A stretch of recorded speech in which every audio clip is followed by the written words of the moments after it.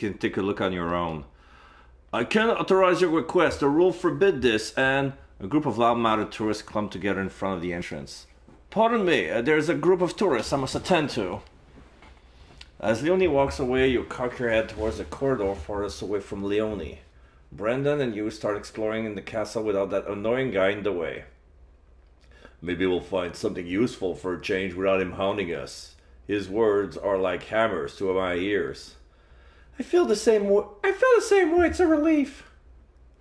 The castle resembles a labyrinth in its expansiveness. Minutes tick by slowly as you explore the edifice. All you hear is the echo of your and Brandon's footstep. One set of footsteps stills. Puzzled, you look over your shoulder and see Brandon pointing at a lantern. What is it? This looks familiar. Do you remember whether we've passed this already? You throw up your arms in frustration. I don't know! Let's turn back now. Shouldn't be too hard to go back the way we came. We can't be lost here. Yeah, it's not like we're in the maze. It's just a castle, even if it's huge. Uh-oh. You traverse the castle corridors for minutes that turns into hours. Your eyelids begin to slide shut as time passes. What's happening? I don't know. I'm so tired. I must not sleep. Vera and Brandon were found dead 2 days after by the police. They collapsed and they were nowhere to be found. According to forensics, the pair died of simultaneous heart attack. What? Compared to the other victims, Vera and Brandon experienced a kinder death. It seems like the ghost was appreciative of their efforts to uncover the truth and granted them a death sentence that fit the crime. The ghost's reigns of terror did not end with his acts of compassion. Over the next couple of weeks, people turned on their neighbors, friends, and family. The bloodshed ended the day Anastasia commits suicide. Oh shit, bad luck. Alright, now we reload. Let's not pick the castle. Or maybe there was a third option. Return to the map. Yeah.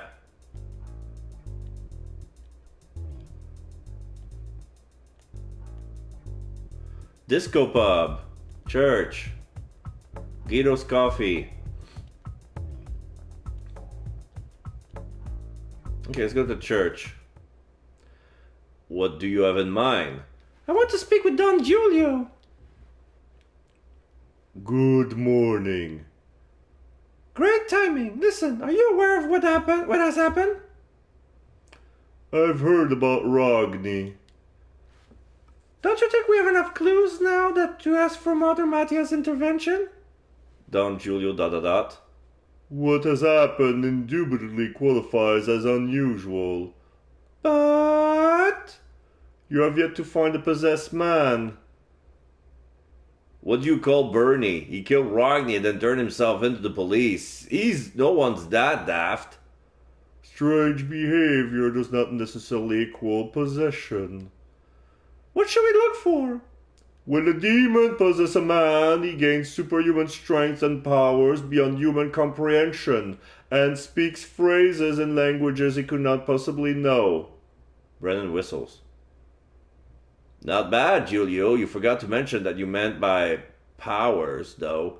Something akin to mind reading is a popular power. The possessed have this habit of blurting out people's secrets. You knew that? You could have told me before, Brandon. Brennan grimaces. I didn't keep it from Jurg for kicks. I forgot. Anyway, we'll look for some of those signs in Bernie now. Good luck. Guido's coffee. A bell jingles as you enter the coffee shop.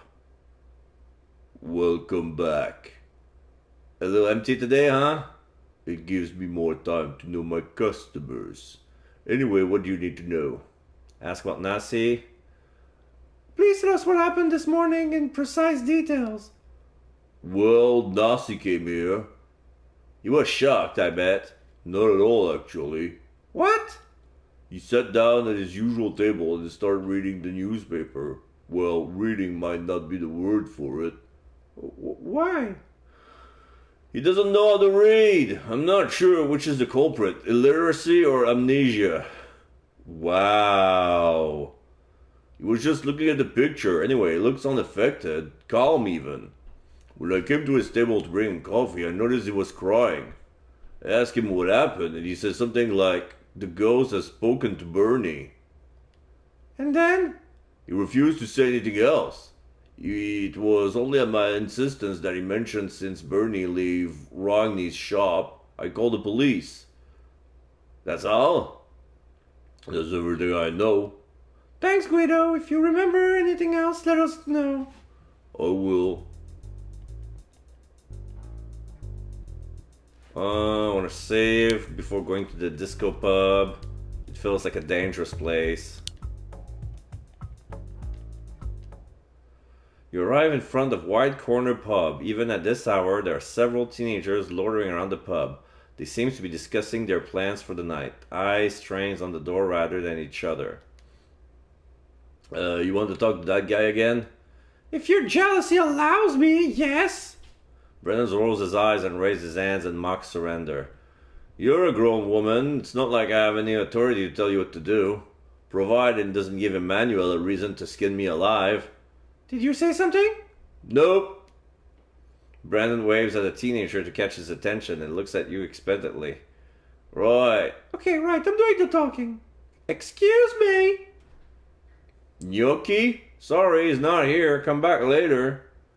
When can we find him? At night. He rarely comes there before 8 p.m. A night person, huh? He runs this pub, so he wants to be here at the hours where there's more people, not during the day. I see. Thank you. What, we aren't asking for his home address? I'm not exactly dying to meet him.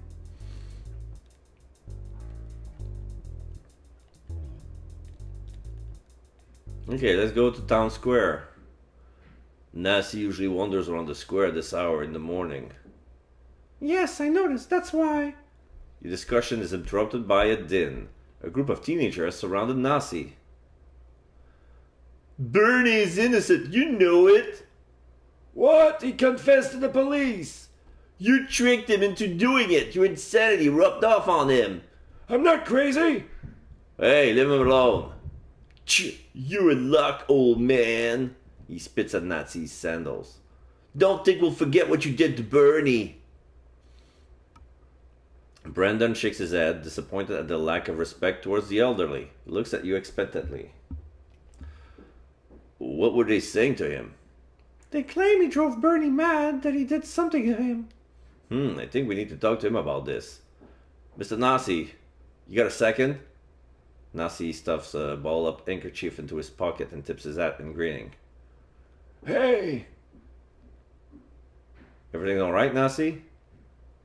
Yes, thank you for helping. You're welcome. Why were those boys attacking you again? They're part of Bernie's gang. They think it's my fault their friends and leader became crazy. How do you know he's crazy? Because of what he did. It would have been perfectly normal for Bernie to run off after killing someone. But what did he do? He turned himself into the police. Isn't that crazy? Not even the stupidest criminal would do that. I suppose you're right. Did you do anything to Bernie? Oh, gonna read his mind. It's either A or I. I, okay. So this is again. Yeah.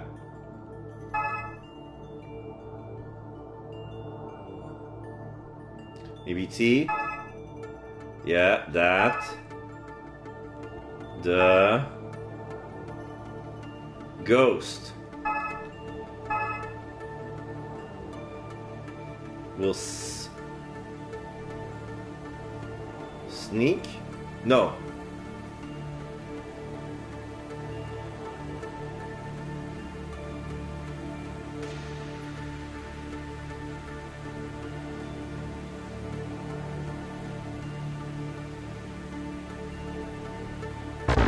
No R. I knew. No. Oh yeah, W. I knew that the Speak! I knew that the ghost would.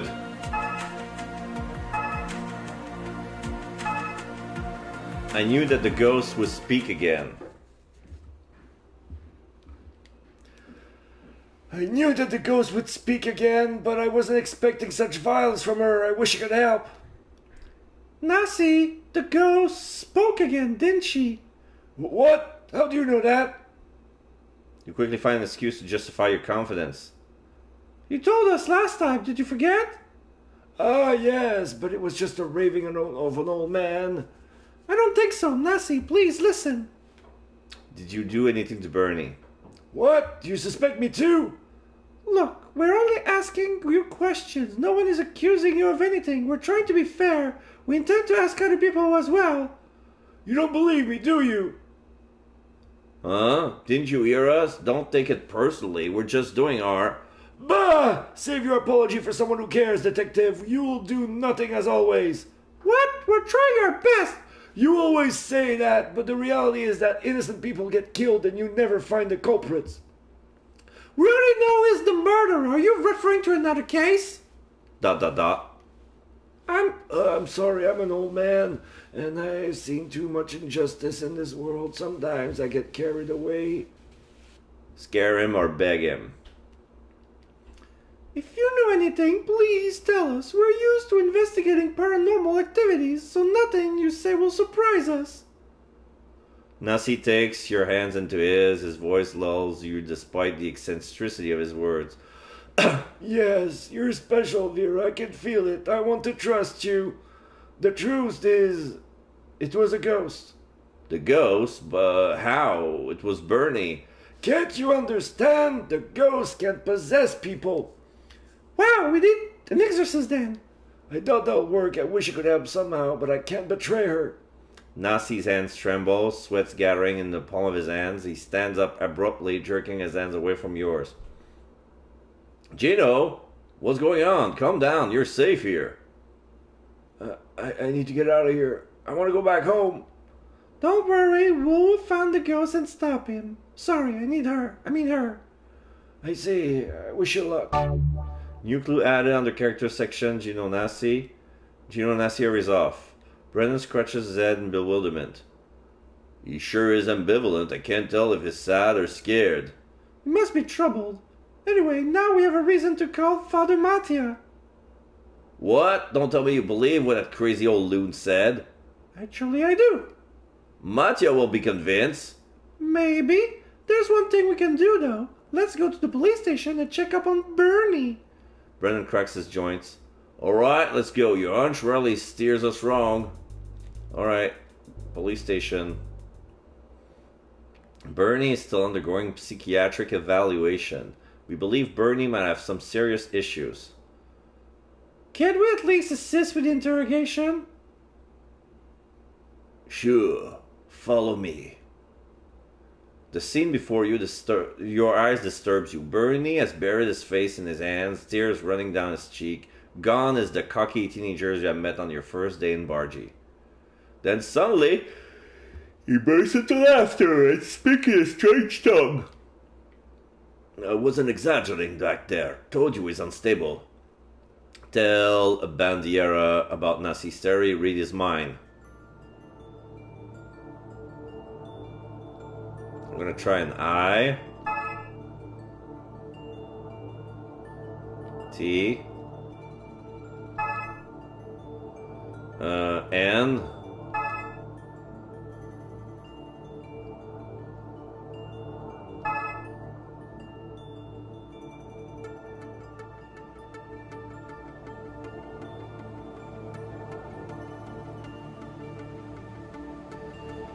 A. I can't control. Yes. R. L.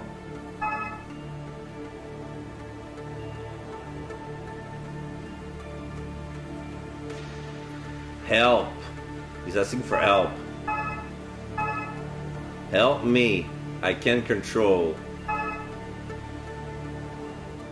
Yeah, he's thinking for help. Success. Help me, I can't control what I'm doing. If this is a nightmare, wake me up. Wow, he was really possessed. He can't control his action, but he's still lucid.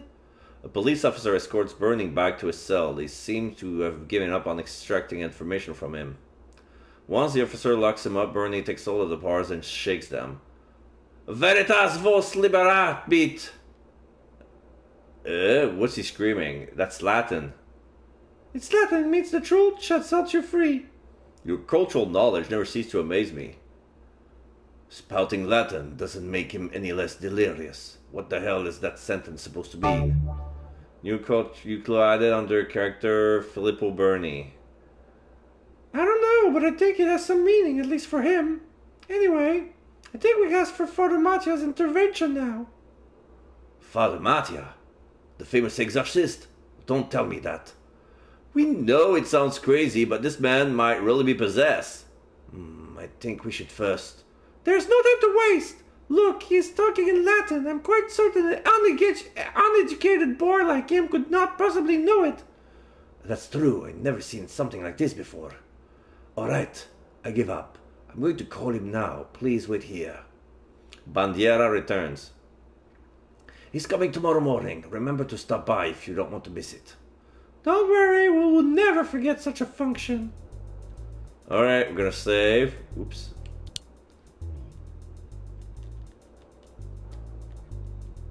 There you go. So...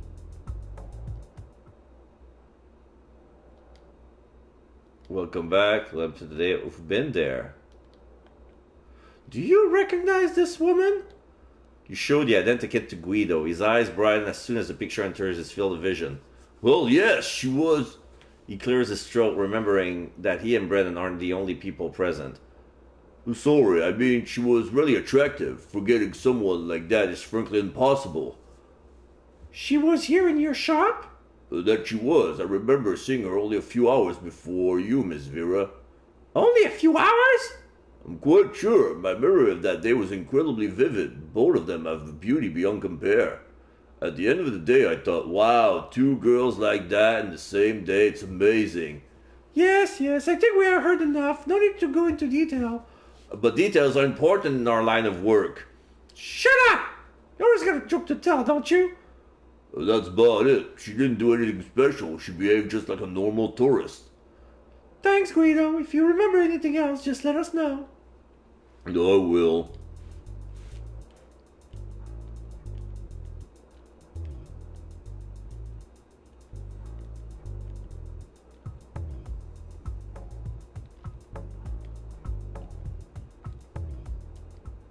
Okay, you arrive in front of Anastasi's villa and ring the video door phone. Yes? Ah, it's you! Come! Is it my imagination or did he sound upset? Let's go see him.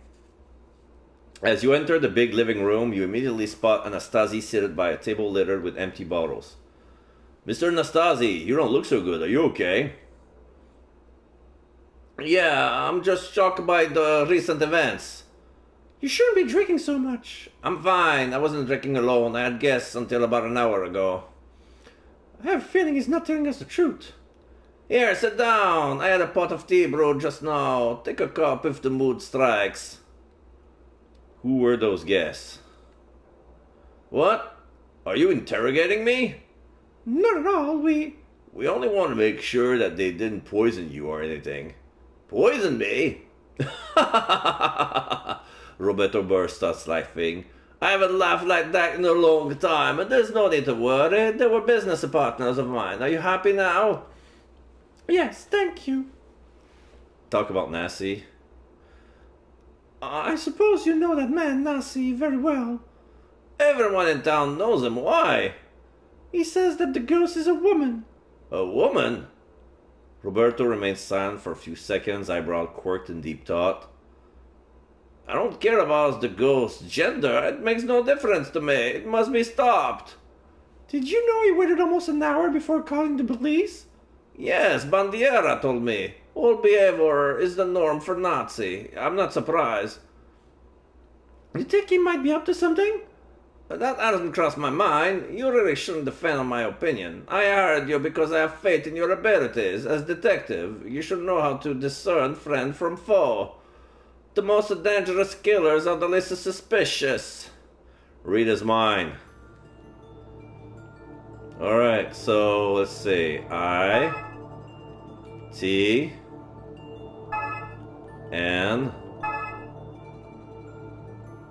H E R S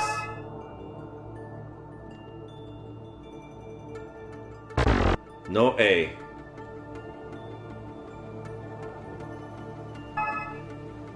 W O. I hope these two detectives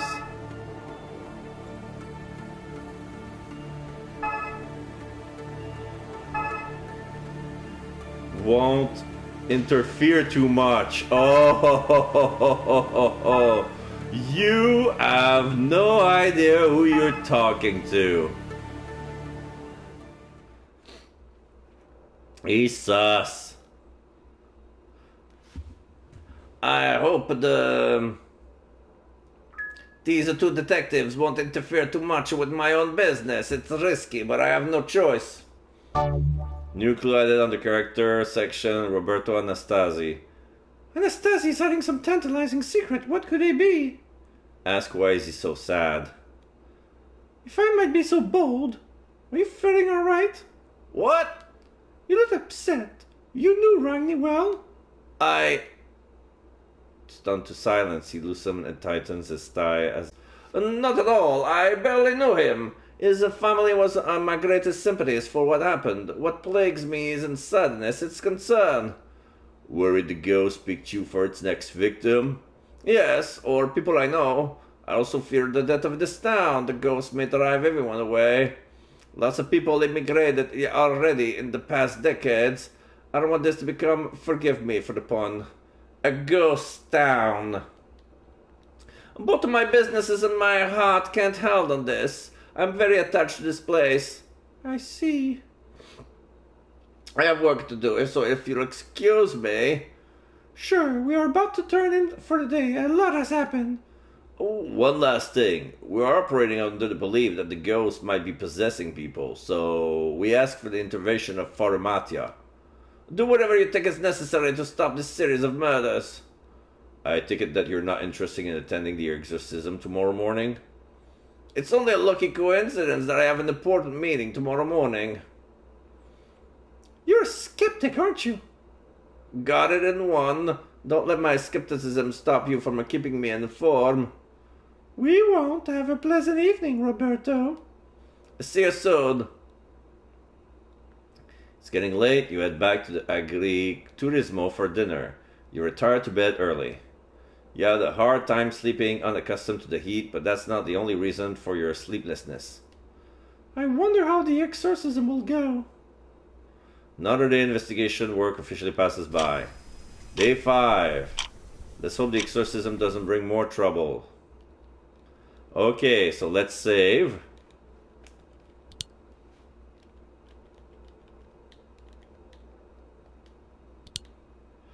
Early in the morning, you take a taxi to the police station. Father Mattia is already there, ready to begin the exorcism. Let us begin with this. Lead me to the poor soul. All right, follow me. Please keep your distance. He is not someone to be trifled with. Bernie rattles the bars. Sic vis pacem paravedum! If you want peace, prepare for war? Why would he say that? What?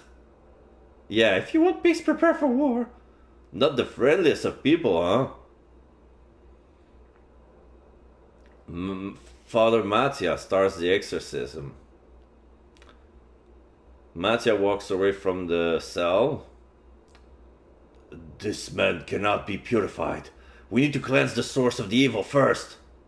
And that is... You say that there's a ghost that haunts the castle, did you not? That is most likely its source. Alright, listen, I'm quite busy now. We'll come with you, Matya. Very well, lead the way. You take Father Matya to the castle and show him part of the way. At some points, Brandon slows his pace until he's walking shoulder to shoulder with you. You exchange hushed words. Why didn't Antonio come? I don't think he's really as busy as he suggests. I'm betting he doesn't believe in such thing and thought he would be a wasting of his time here. I suppose that's a reasonable explanation. Vade retro satana! Wow, I honestly thought I would never see this in real life. I'll say, this is my first time too. ... Oh, goes his ear. I'm gonna go get a snack. I didn't have time to get to eat like I said I would, so I'm gonna get something more filling than gummy bears.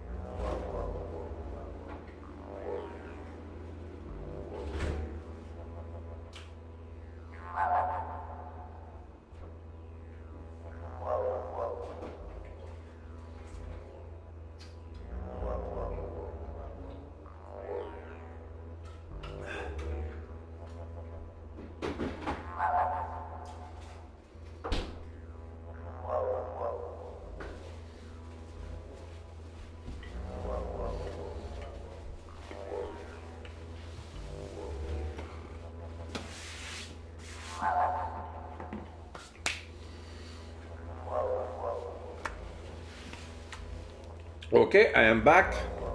I bought myself one of those protein cookies with the plant-based protein. For the matcha This sound, it's the ghost! For the matcha, be careful. But I don't see the ghost anywhere. You must be close though. He went away? Seems so. It means that the exorcism worked. No. Ah! He's bleeding from his nose. Blood pours from Matya's nose. He thrashes against thin air, screams reverberating through the castle grounds. Having heard the screams, a panicked Leonie appears within seconds. What's happening? Quilk, help me bring Matya outside. With Leonie's help, Brandon managed to carry Matya outside. After a quick phone call, an ambulance arrived to bring him to the hospital. I guess the exorcism didn't work? I wonder why. Hey, look. What? Where?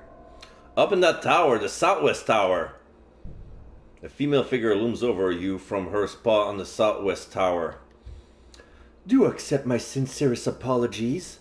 Matya was disturbing my sleep. Eva! Eva! Summoning a surge of energy, you charge towards the tower in hope of catching Eva. You're about to play a memory minigame. Oh yeah, this is a sequence number. Alright, great. It was the same music. Do you remember the way? Yes, quick, follow me. Push when ready. 7 70 706 7061 00615 7 0 6 1 5. Success. You try your best to keep up with Brandon. Push on ready to see the sequence. 8 80 805 8057 80572 8056726 80726. Success. Are you okay, Vera? Brendan helps you back up. You resume running, ignoring the pain in your legs. Push when ready to start the sequence. Oh my god. 5, 7, 5, 7, 5, 7, 6, 5, 7, 6, 0, 5, 7, 6, 0, 5, 5, 7, 6, 0, 5, 4. 5. Oh wait. Oh, I said 5, 7, 6, 0, 5, 4. 5. No.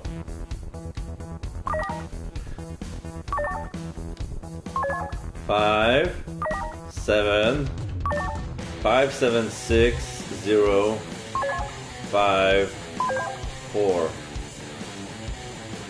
5, 7, 6, 0, 5, 4. Success. We're almost there now! Push and ready to see the sequence.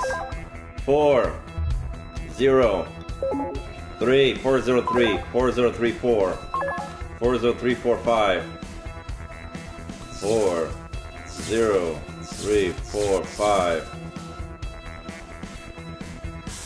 Success. You arrive at the top of the tower. Eva turns around, hair fluttering in the wind. Compared to you and Brendan, she looks unaffected by the heat.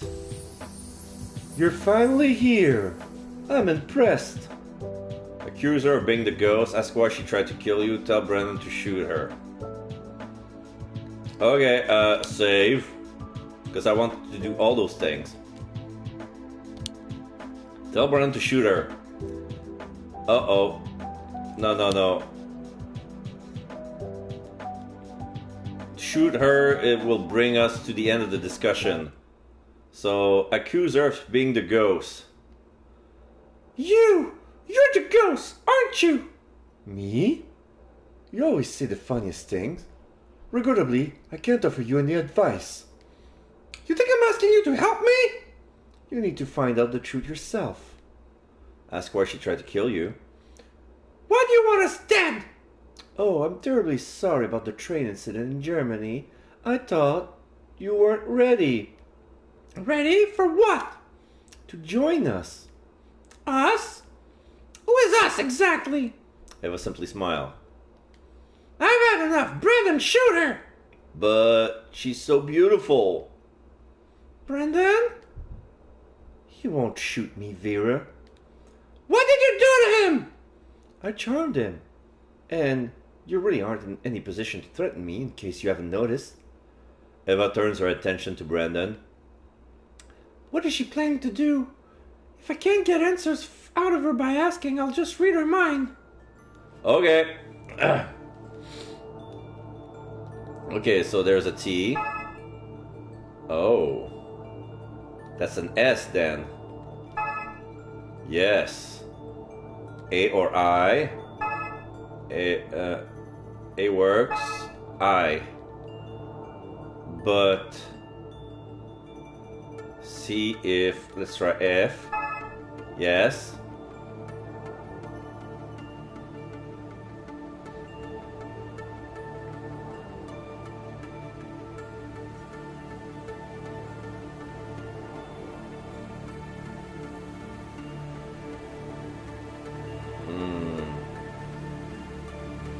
Try L. Let's see if I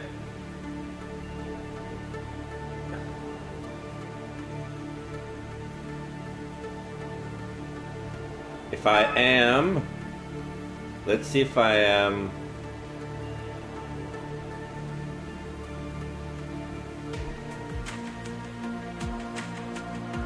right about Vera. I will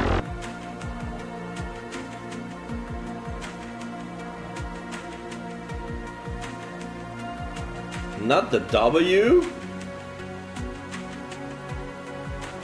Okay.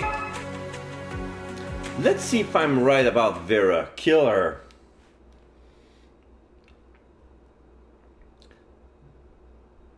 Oh, let's see if I'm right about Vera. I'll kill Brendan and prove my theory is true. No, please don't kill him! What? Don't kill Brendan! I'll contact our client and tell him we have lost interest in the case. We will leave Italy, please! Amazing, I was right! You did read my mind, didn't you? Oh. Era. Dot dot dot. Don't worry about Brendan. He's in trance. He won't remember anything that happened here. Now speak. Yes. It's true, I can read minds. Good. I was right. Now, don't misunderstand, but I have enough of your company for today. We will meet again, Vera. With a flurry of feathers, Eva transforms into a crow and takes off. Incredible! Brendan snaps back into consciousness. What happened? I feel strange. We lost Eva. This is just... Brendan clenches his fist but shows no other signs of aggression. He shakes his head, haziness slowly lifting from his mind. I don't remember a thing. Help me get down, my foot still hurts. His voice is heavy with hesitation and appreciation. Yeah, sure. Okay, so what do we do now? Villa? Police station. Police officer accosts you as soon as you walk in. What happened in the castle? Was Father Matteo able to... No. His nose started bleeding and, well, he is at the hospital now. His face goes white. Exclamation mark. The ghost is real then! Agent Marchi. Don't tell me you really believe in such nonsense. Marchi returns to his post upon hearing Bandiera's reprimand. Do me a favor and quit with the hyperboles. The air is already damn thick with unrest. Think of the citizens and don't make it worse, okay? I apologize. I just replied to his questions. I didn't think about the possible consequences. The police are meant to protect people. What's going to happen to the town if they go crazy with fear? You're right. We're sorry. We'll be more careful from now on. I'll let this one slide. Anyway, we set up video chat in the conference room. Ridge is announcing the lab results. Oh, can I see her? Oh, wait. That's Brendan. Oh, can I see her? Fine by me. I'll take you to the conference room. You can't stand to spend a day without seeing her, can you? Shut up! Brendan smoothed down his rebellious air as best she can. Anna Ridge. Brendan? Anna, you look beaut. Brendan stops in time to compose himself. So, it looks like you got a tan. It looks good on you. Did you take a holiday? Brendan, please, let's stay on topic and talk about the case. Despite his frown, Brendan relents. Sorry. I'm sure I'd rather examine your tan in person. Hello, Vera. I see you haven't lost your sense of humor. It's nice seeing you again. You seem to be wearing more of this time around. Question mark. Sorry for the sidebar, Bandiera. Now, regarding the lab results. Those two hairs you provided, the DNA isn't in our database, but that's not what interests us the most. It's the fact that the DNA is a mutation. A mutation? Yes. It's not normal human DNA. What? Don't get too excited. It's nothing supernatural. There are several reasons that can explain the mutation. For example, high exposure to radioactive material, viruses, mutagenic chemicals, and so on. So you're telling us that the DNA samples are useless? No. We can't expand our search outside of convicted criminal DNA profiles. We have the options of running a familial DNA search should the situation call for it. If the criminal has relative, we should be able to confirm a match. New clue added under objects section, white hairs. That's all for now. If you find more clues, let us know. Wait, Anna. Yes? Where are you now? If you have some free time. That's private information, Brendan. I'm sorry. Anna's face flicker and the screen goes black. You think she looked at you just before disconnecting. Well, that's weird. You're going now, right? If you find anything we can extract DNA samples from, bring it to us. We will. Adieu, Bandiera.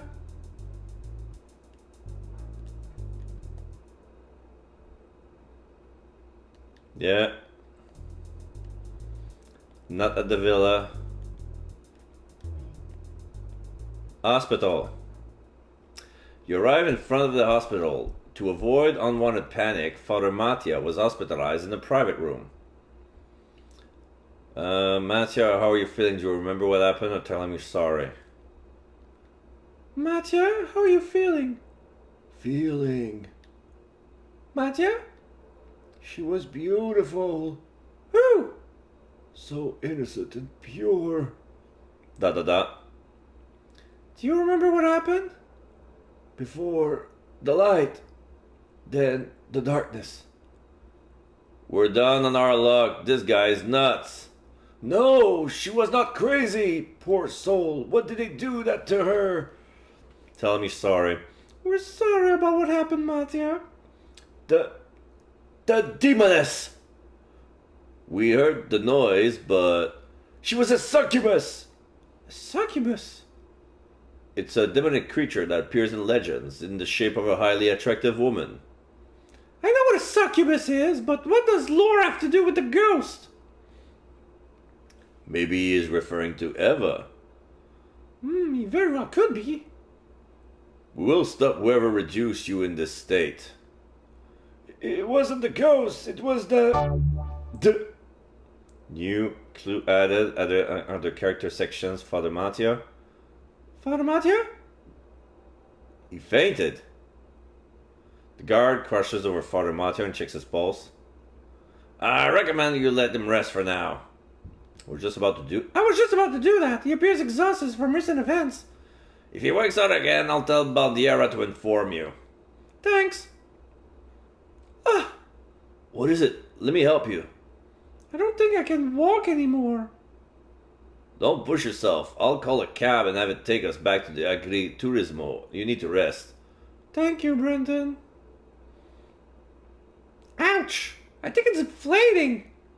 I'm going to look for some ice to put over your ankle. Yeah, she did trip while running after Eva. Seconds after Brendan enters the main building of the Agriturismo, you hear a familiar voice calling you. Francesco Gnocchi. Vera, it's a pleasure to meet you again. Oh, hi, Francesco. What happened to your leg? It's my ankle, actually. I had a little accident. I'm a little clumsy. My poor little Vera, let me help you with a massage. That's not necessary. Does he ever listen to what I say? I must admit, he has magical hands. Vera, I found the ice and... Oh. I see you found a better solution. Vera, ... Francesco reacts to his finger from your legs and stands up. Don't worry, friend. I'm leaving now. I have to start the preparation for tonight. Tonight? Yeah, there's a ghost party at my disco pub. You can't miss it. Boo, poor taste. Gnocchi offer you his business card. If you decide to come, call me. I'll let you in for free. As if sensing Brendan's stares, he nods. Both of you are welcome, of course. Well, count me in. I'll come for sure. Hey, wonderful. I suppose you'll come as well, Brandy? Brendan. Yeah, sorry about that. Yes, I've got liquor on the brain. It's kind of my trade, you know. Brandon's face reddened. Despite your effort, you join Gnocchi in laughing. Of course I'll come. He's my bodyguard. Great! Now, excuse me, I have to go. The party can't get started without its owner. See you tonight, then. Gnocchi's departure gives Brendan the opportunity to start lecturing you. Don't tell me you want to get there for real. As opposed to going there artificially? You know what? That's not what I meant. Why not? Francesco is really a fascinating person. Oh, sure, you barely know the guy. You draw Brendan close to you and smooth out his collar. Your hand lingers longer than necessary. Just kidding. He isn't my type. I like detectives. I... Listen, I only want to go there to gather information. Gnocchi drinks a lot, and when people are drunk, their lips get looser. I think he's the kind of person who knows lots of things about everybody. And don't forget, he is a long-time friend of Anastasi. I see. Brendan runs his finger lightly through your hair. You feel heat rising to your cheeks. Why are you so nervous when you are the one who started this? But what about your ankle? Will you... I'll be fine. I don't need to dance, so I'll stick to less strenuous activities. I just want to talk. I need some help leaving, though. Would you mind helping me outside? You need to ask. We're partners, aren't we? Once night falls, you get ready to go to the white corner. You didn't tell me there was heavy metal music here. What's the problem with heavy metal?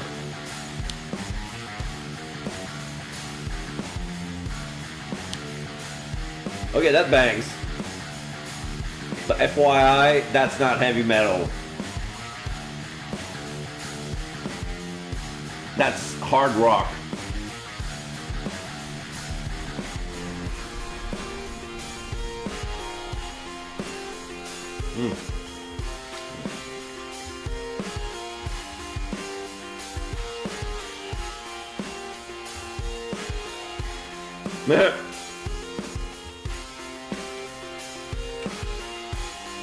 It's not heavy metal. You're behind the times, aren't you? I don't like it here. Brendan is looking at the pub. What is your friend saying? Oh, don't worry about him. He's not used to going to places like this. I see. But you like it? Of course. I like dancing. It's a shame I won't be doing much of that tonight. Get a drink, dance, ask Gnocchi about him, ask Gnocchi about Anastasi, ask Gnocchi about the ghost. I'm not gonna dance. Plans to ruin my night. Get a drink. I don't want to do like last time. Ask Gnocchi about him. Enough about me. Tell me more about you. About me? For starters, tell me how you hurt your ankle. Oh, it was an ordinary accident. I simply fell on the ground in the castle. I'm at home on the dance floor, but walking is another story. Dancer stereotype, that's sadly true. That place is a trap, isn't it? It's full of loose stone tiles. Ask Gnocchi about Anastasi. Anastasi is a good friend of mine. You already told me that. I want to learn more about him.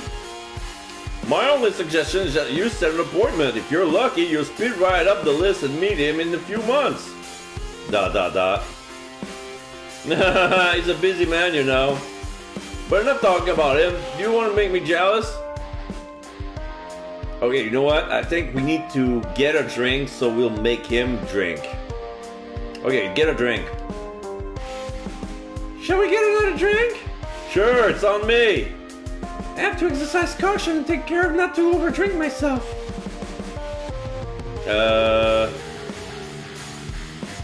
Let's try 2. Shall we get another drink? It seems to be working. Gnocchi's getting quite drunk. Okay. I'm starting to feel the effects of alcohol. Maybe I should go dance a bit to take a break from drinking. Ah, okay. Let's try ask Gnocchi about him. What else do you want to know? What do you do during the day? Why? I tried looking for you earlier, but you were nowhere to be found. Ah, I'm usually up late, so I sleep until midday the next day. Maybe I should start getting up earlier. I do so enjoy your company. Okay, ask Gnocchi about Anastasi. Anastasi? Okay, he's a good friend of mine.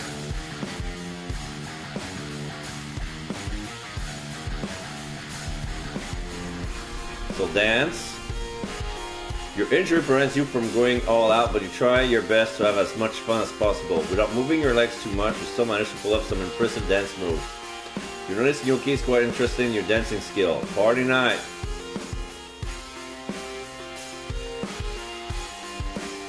So let me drink.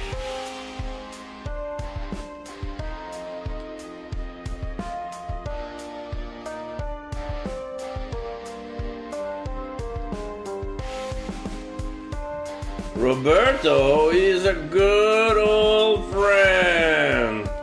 Something tells me he won't refuse to answer any of my questions. Alcohol sure help. Alcohol sure is helpful. Did you know his mother was mad? Mad? Maria. That was her name. She died in the mental hospital when Roberto was very young. I remember he was very sad about that. How did she die? I don't know, some disease. I and his father, the old dog, didn't grieve for very long. Married a younger woman shortly after. Smart guy, that one. What? How could he do that? I don't know, I was just a kid. Roberto was so angry at him. Alright, dance. Get a drink.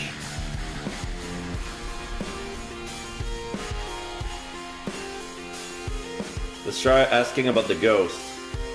I don't want to talk about it. Why? Yuki shudders. Because it scares the crap out of me. I've been scared of ghosts since I was a kid. Don't tell me you really believe in ghost existence.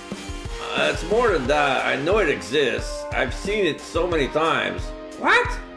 Especially when I drink too much. Like now! You bite back your resentment. Oh, this man behaves like a teenager. I hope I'm not wasting my time with him. You scan the room from a familiar face and see Brandon sitting on the couch with a glass in hand. His gaze smolders. Your friend's are real stiff. Is he always like that? What? He must be a real downer to be around. What kind of guy goes to a place like this without interacting with people? I don't know. Let me introduce you to some of my friends. Hey, look here. This is my new friend Vera. Typical male behavior. Show off your new conquest to another male friend. I'm not a trophy, Francesco. Wow, how'd you do? Hey, you're beautiful. Are you Noki's new girlfriend? No, we're just friends. Even that's a bit of a stretch. Not yet. Right, Vera? Yeah, right. Go get me another drink. Ask about Nyoki. Nyoki? He's a bit weird, but we never had any problems with him. Good guy. Well, his only fault is that he likes women too much. I'm sure you already noticed that. He's not exactly subtle. Ask about Anastasi. You're new in town, aren't you? Sorry, you must get that a lot from tourists. I know who he is, but I'm looking for something juicier. Do you happen to have any gossip? Dirty rumors tend to follow those who possess power. Like? Standard sexuality theories, for one.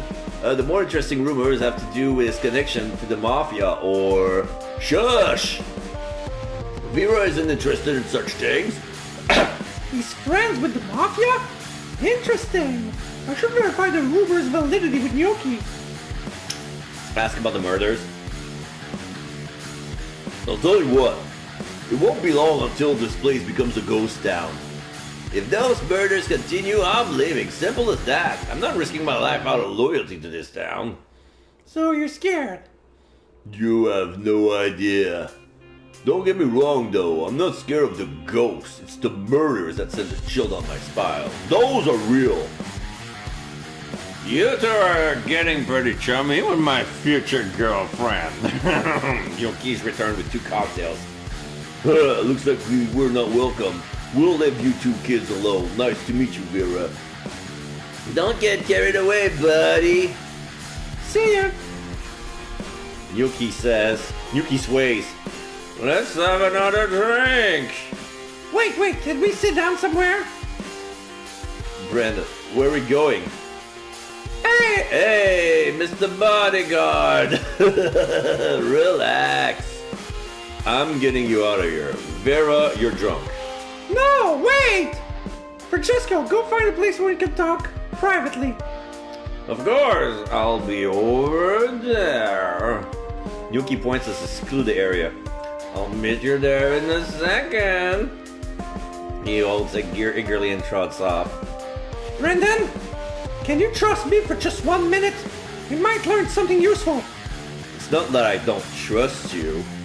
I'll give you 30 more minutes and come pick you up the second your allotted time is up.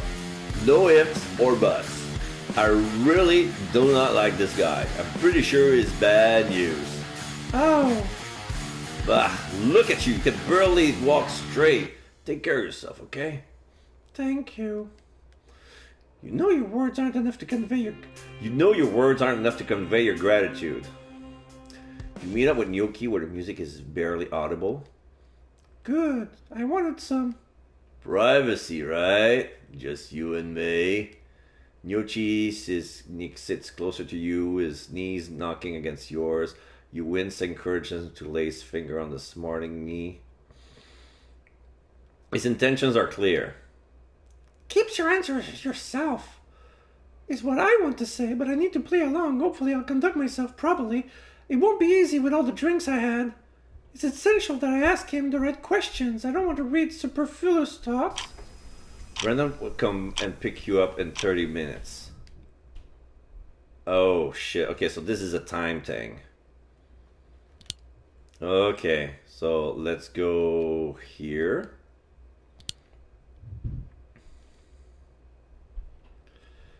Who was Anastasi's senior second wife? A very hot chick. Classy. Please, you remember anything about her?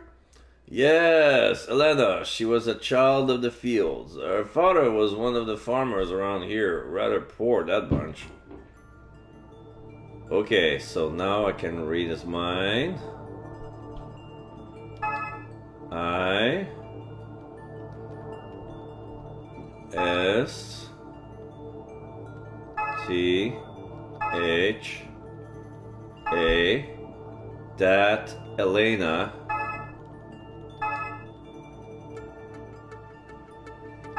I remember her.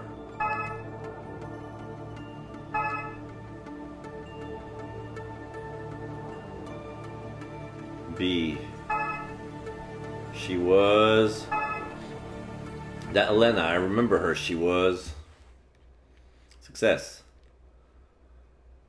That Elena, I remember her. She was 20 years younger than Roberto's father. I'm positive she only married him for the money. Should I bother recording this detail? It's not exactly pertinent. Why not? More information is better than less. Nuclear added. 25 minutes. Do you know anything about Roberto's business? Roberto's business? Yes. What exactly does he do? I hear he's turning quite the profit. An early retirement is not a question, correct? Well... Some of your friends said he might have friends among the mafia. See. I... A... Yeah, we're mentioning mafia, so... F... M... Let's see, E... R... No S.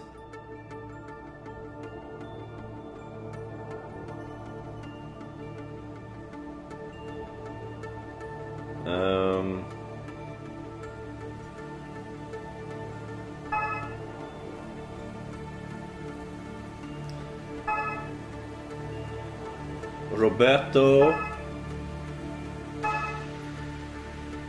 connected to mafia.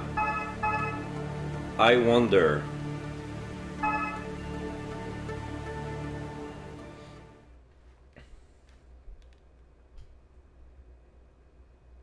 Roberto connected to the mafia? I wonder who told her. Must have been Luca, that little rat. I need to stay calm and cover for Roberto now, otherwise I'm a dead man. Hey, was it Luca? She has an active imagination. I don't know his name. It was one of your friends. Yuki tosses back a drink. Forget about it. Roberto's a reliable guy. I should know. He helped me a lot when I opened this pub. Nuclear Adet section, Francesco Gnocchi. 20 minutes. What can you tell me about the ghost? The ghost? Never picture you're the type to believe in the supernatural kind of wasted, aren't you? I'm more sober than I look. I've seen it.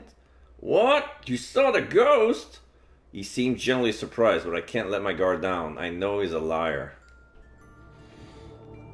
Okay, so... let's see, E.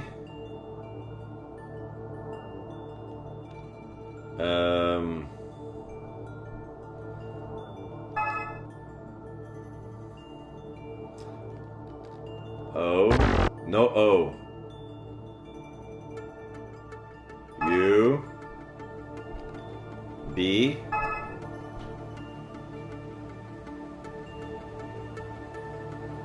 I.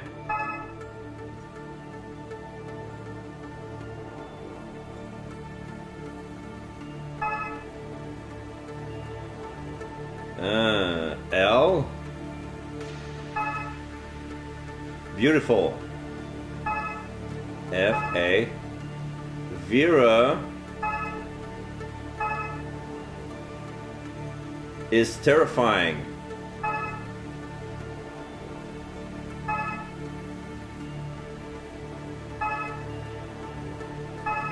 She's beautiful, but...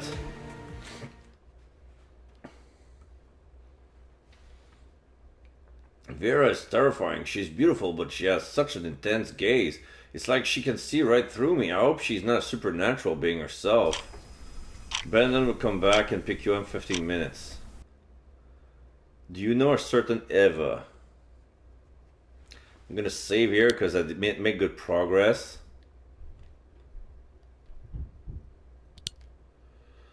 Do you know a certain Eva? Eva? I know a lot of Evas. Mind giving you a surname? Neri? Not ringing any bells. Sorry, I don't know anyone but that name. Are you sure? Let me show you this identikit to you. Francisco's eyes rove the identikit you gave him. You're not sure whether he's idling because he's drunk or for some other reason.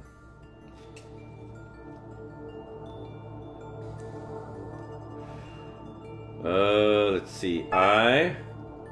L.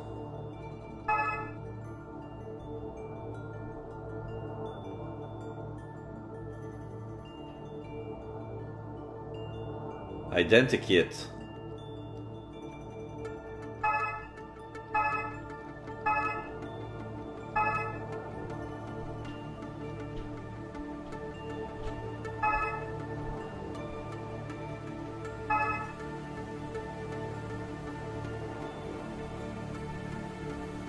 Time.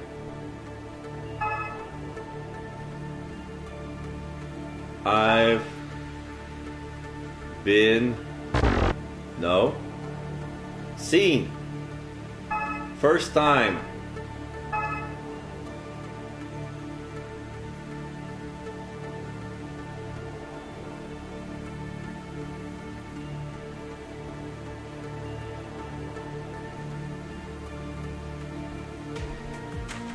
Something that ends with L, an identikit, first time I've seen.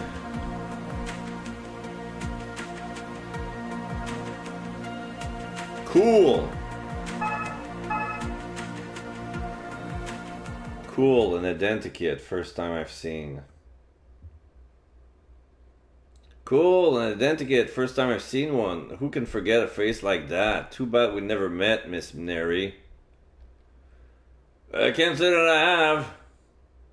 But hey, are you done asking those questions? Let's have one last drink. Sorry, but... Come on, just one more. maybe I should go home. Brandon shows up at the nick of time. Yeah, I'm bringing you home now. But... piss off. Alright, no need to get angry at me. I'm sorry, I didn't want to force you to take care of me, but I did learn something. We can talk about that later. Let's go. She's leaving with the bottle? She's leaving the club with the bottle in her hand. Dot dot dot. Thank you. You're my guardian angel. Dot dot dot. Another investigating work officially passes by. Day 6, trying to figure out exactly what's going on here. Okay, so save here. 6 hours later. Everything fades from black to red. Your eyes flutter open. It's sunny. Where am I? Good morning, princess. Or better yet, good afternoon. So Brendan was responsible for inviting the sun inside. Brendan? What am I doing here in your bed? We shared a passionate evening. Did you forget? Oh, please, my head still hurts. Don't feed me tasteless jokes. Right. You were so drunk that I decided to carry you here rather than leave you alone in your bed. Before you ask, I slept on the couch. You want something to eat? No, I'm not hungry. Ugh, that was really a rough night. But I procured lots of interesting information. You briefly informed Brendan of the various things you discovered. Mafia? Interesting. Fascinating. I'll take things from here. Try to relax and recover your strength. That's a good idea. Now she's taking some sun in her bikini. She brought her bikini in investigation. She's really like Suki Stackhouse. You lean back in the lawn chair and soak in the sun's rays, drinking only water with slices of lemon. You're slowly starting to feel better. Hey Anna, I got some news to share with you. Brendan is talking to us via video chat. Brendan sits on the lawn chair opposite of you, attention riveted to Anna's words. This may prove useful. Thank you for the hard work. Think you can do something with that? It might give us a head start at best. You'll need to dig around more before we can make a move.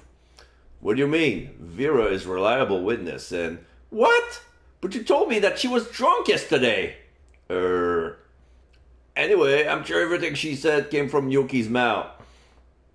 You place your shades behind, making sure to enter the camera scope. Anna, I know I wasn't completely sober, but I assure you that I remember exactly what he said. I suppose I'll have to take your word for it. You have to keep in mind, however, that he can easily use his own testimony against yours. Picture this, we arrest Yoki and interrogating him. What happens next? He denies all prior claims and blames it on drunkenness. Anna's right. We might need to wait before we do anything. If you find more DNA samples, we can compare them to the DNA we extracted from the white hairs to ID who might be responsible for this ghost charade. Charade?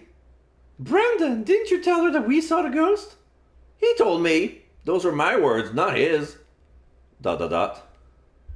Brendan's next word sounds like a series of squeaks. Right. Thanks again for your help, Anna. Contact me anytime, Brendan, and have fun with your friend. Nice bikini, by the way. Thank you. Brendan appreciates it as well. Okay, better just get it before things get out of control. Brendan shuts out the netbook. That exchange chilled me to the bone, and I didn't even know what was going on. I just need a few more hours, and I'll be back in shape. You look quite in shape already to me. You could go bring me a sandwich instead of looking. Unlike statues, I get hungry from time to time. As you wish, Your Highness. Shut up. Reinvigorated, you get dressed and resume investigations. Okay, so full energy.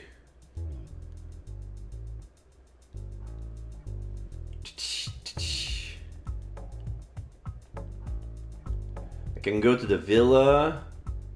Oh, I can go to the abandoned building for some reason. I'm sure that something bad happened inside that building. Well, in any case, we can go inside. This place looks like it's ready to croak. Yes. Let's go look somewhere else. Okay, so we'll come back later. Police station. Massimo Fanti. If it isn't Brendan and Vera. Hello, Fanti. Any news? Nothing concerning Bernie. He still isn't in the right state of mind. Bandiera said he wants to talk with you, though. You enter Bandiera's office. Greetings. I have something to tell you. I just finished speaking with Anna Ridge about Roberto and his relationship about various mafiosi. Oh, so she believes me? If it takes a little effort to keep your satisfaction from showing. It's not just that you... Oh, wait. It takes a little effort to keep your satisfaction from showing. It's not just that what you heard yesterday, Miss Blank. We have been suspecting this for many years, but we were never able to prove it. So Anastasia was under your radar already?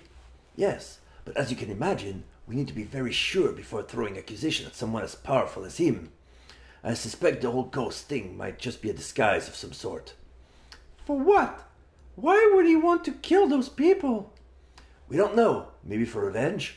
We don't have much info on Ricardo, but we know Ragni isn't a shining example of honor. He might have been in some unpaid debt with the mafia. Perhaps they decided to kill him and use the myth as another advantage. No, we saw the ghost. It can't be Roberto. Until I see it for myself, I refuse to believe that story. I'm not saying that the ghost is necessarily Roberto. I'm simply suggesting that his appearance is a cover-up for his murder. New clue added under character section, Antonio Bandiera. That's certainly possible. Keep your eyes peeled and let me know if you find anything else.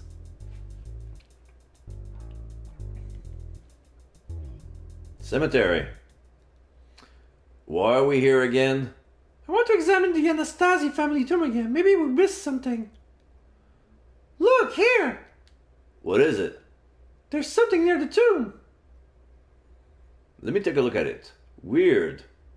This piece of fabric sure is robust. We should take this to the station. Oh, we found DNA! I wonder how it descended up here.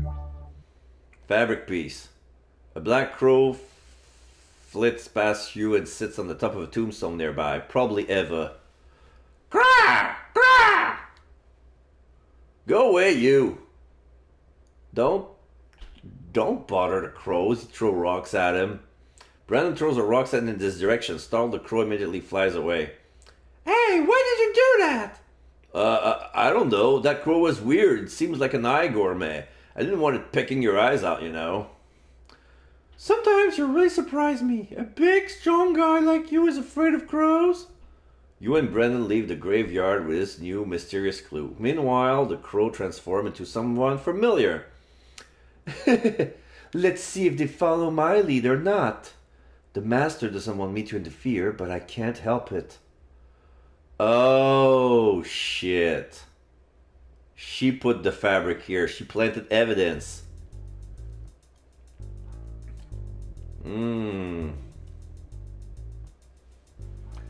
Okay, so I'm gonna save here again.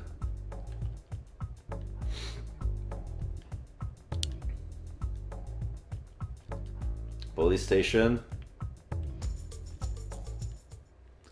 Yes? We found something. Oh. We have no idea what it is, though. Any ideas? Oh, we have no idea what it is, though. Any ideas? We're in the same boat then. I'll have the forensics team analyze it immediately. How much time will it take? Not sure. A few hours, maybe. I'll get in touch with you as soon as I have the details. Alright, let's try the villa. You arrive in front of Anastasi's villa. The gardener comes to greet you. Oh, the guy's not here. Again.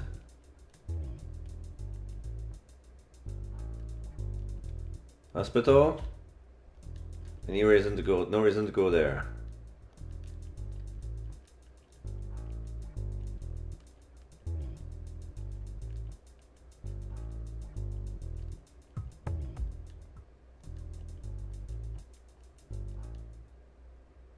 Vera? I'm going inside. What? No! No!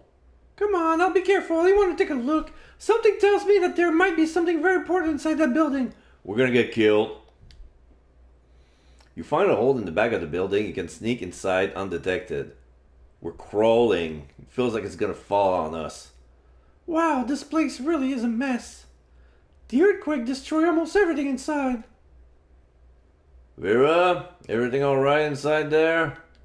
It's okay, it's just really dark. Damn it, I should have brought a flashlight with me.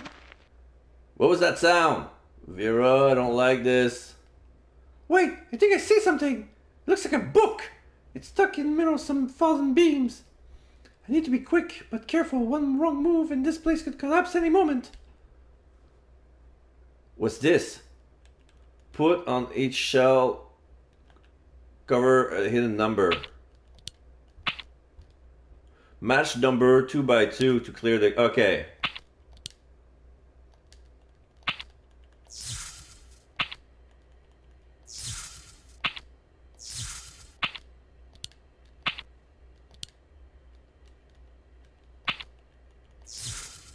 It was a memory game, but I didn't know I was playing a mini game.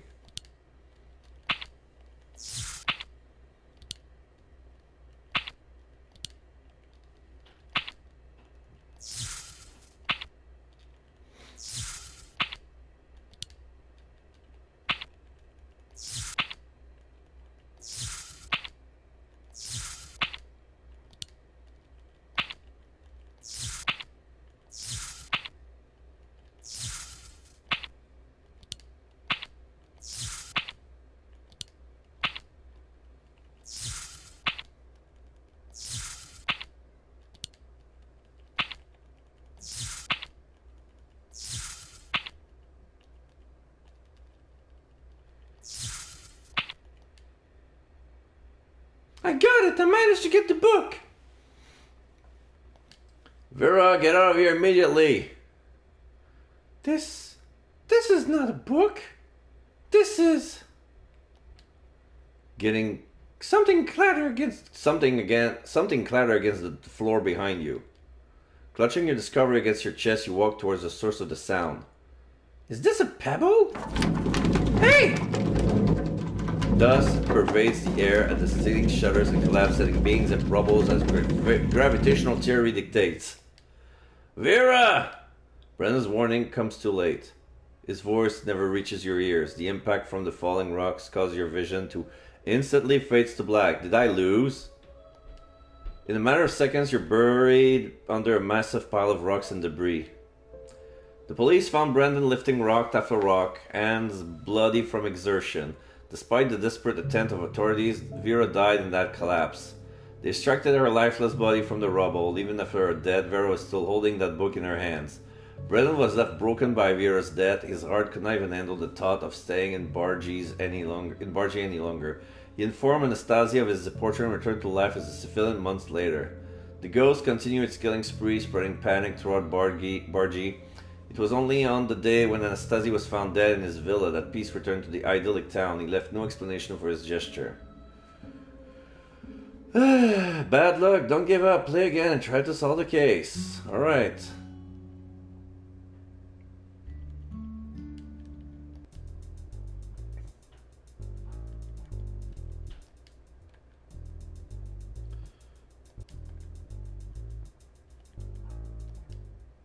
Okay, so we're doing this again.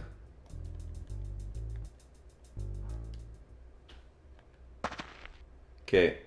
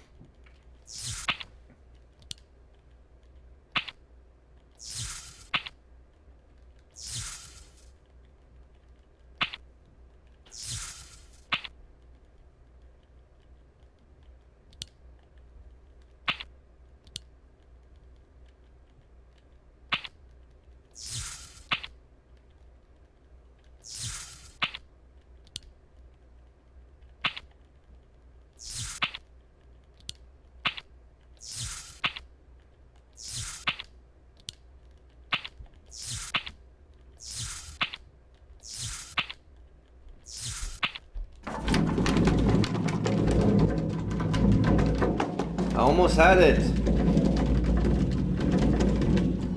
I don't get it.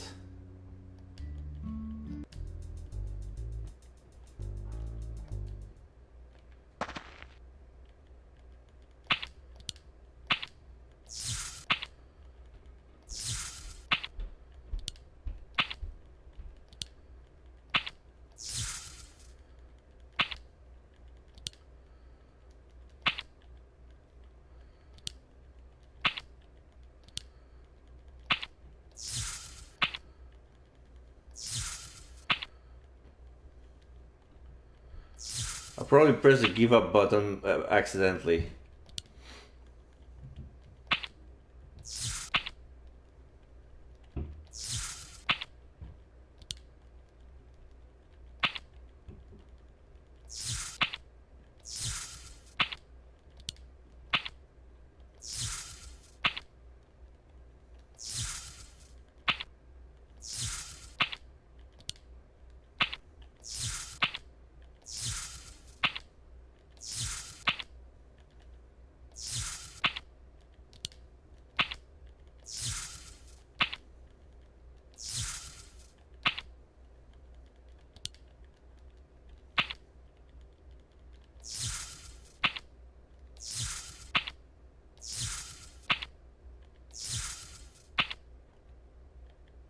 Oh, that's what happened. They send me straight to the give up button. There's a little glitch. Like, they don't send me straight. Ugh. I got the book! Oh, wait! This is actually a diary! What? The roof! Get out now! You do your best to avoid the fallen beams and dive out of the hole. A whole floor has collapsed.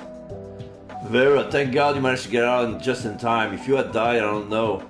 You place an arm on Brandon's shoulder and look into his eyes, sensing a vulnerability that hasn't been there before. Brandon! I'm here. It's alright. Your eyes flutter shut as an unfamiliar warmth spread through your body. You can hear Brandon's heart beating in relief, and you wonder if yours is responding in kind, reassuring is of your existence. During those precious seconds, you forget time and age. The moment is broken when Brandon's hand makes friends with your head. His eyes and tone harden and all vulnerability and softness shoved out to a burning rug. It's strangely comforting. Were you out of your freaking mind? Hey, now I recognize you! What were you expecting to find in there? Nothing specific, not that it matters any. Look, I found this diary! I'm sure you can take it to the nearest publishing company and earn lots of dough. I can see it now. Diary of a Crazy Guy, the thrilling tale of a madhouse inmate. A 50 to 60-year-old autobiography sure sounds useful for our case. Your sarcasm is much appreciated. Now stop screaming, please. I'm trying to read. After engaging in some thrilling literature, you reluctantly agree with Brandon's hypothesis. This book is all scribbles and babble. All you understand is that it belonged to a female mental patient. The last entry is dated September 15, 1967. New clue added under object section, mysterious diary. Maybe she stopped writing on the day of the earthquake. That's a possibility. We should throw this to the police. They might get more info out of it. Ah. You enter Bandiera's office, enthusiastic about your findings, your reign, and your desire to wave the diary in front of his face. He raises a single eyebrow. Huh? Where did you find it? Well, it was... I went to... Okay, fine! I went inside the abandoned building. Are you crazy? That thing could collapse at any moment. Well, it's kind of hard not to notice. And what are we supposed to do with this? Analyze it. Maybe we can find some clue? Clue about what exactly? I don't see how this could possibly have any connection to Anastasi, the Mafia, or anything. Please? At your insistence, Bandiera takes a deep breath and plucks the diary from your hands. He looks at each page with a critical eye.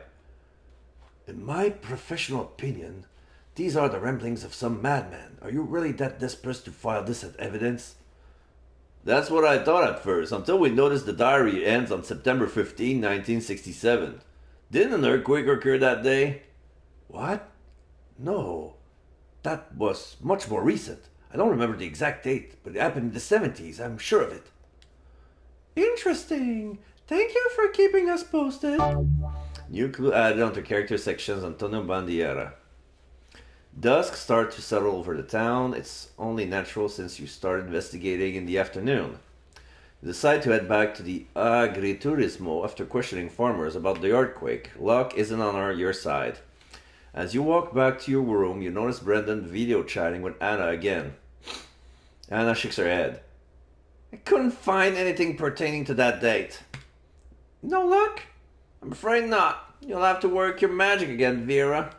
I'll try my best. Emphasis on the word try. Good night, Brendan. Good night. Brendan closes the lid. Are we back on square one? If the FBI didn't keep tabs on what happened that day, then it must not be very important. Another day investigating work officially passes by. Alright. Day 7. Save the game. Second occasion, you want to investigate. Return home to review the situation. Okay. Can go back to church, come back to the police station. Nothing in the cemetery. Okay, we're gonna go to church. As you enter the church, you witness Don Giulio concluding Mass. You wait until the flood of churchgoer tends to a trickle before you make yourself known to Guido. Giulio. Once he's done, he comes nearby saying, Father Mattia is getting better. Oh, thank God! However, the doctors are worried about his mental stability. What? Something has consumed him. I tried speaking with him, but we couldn't reach any understanding. Maybe you'll have better luck. Can we visit him? The church authorities restricted contact to fellow clergymen and the like. Personally, I think that you can help him, so I'll tell the doctors to let you see him. Thanks. We'll go there immediately. Alright, hospital. You walk to the hospital is filled with trepidation. What does Mattia have to tell you? You arrived! Finally! You're the only one who can stop the ghost! Mattia, calm down. What do you mean? The ghost!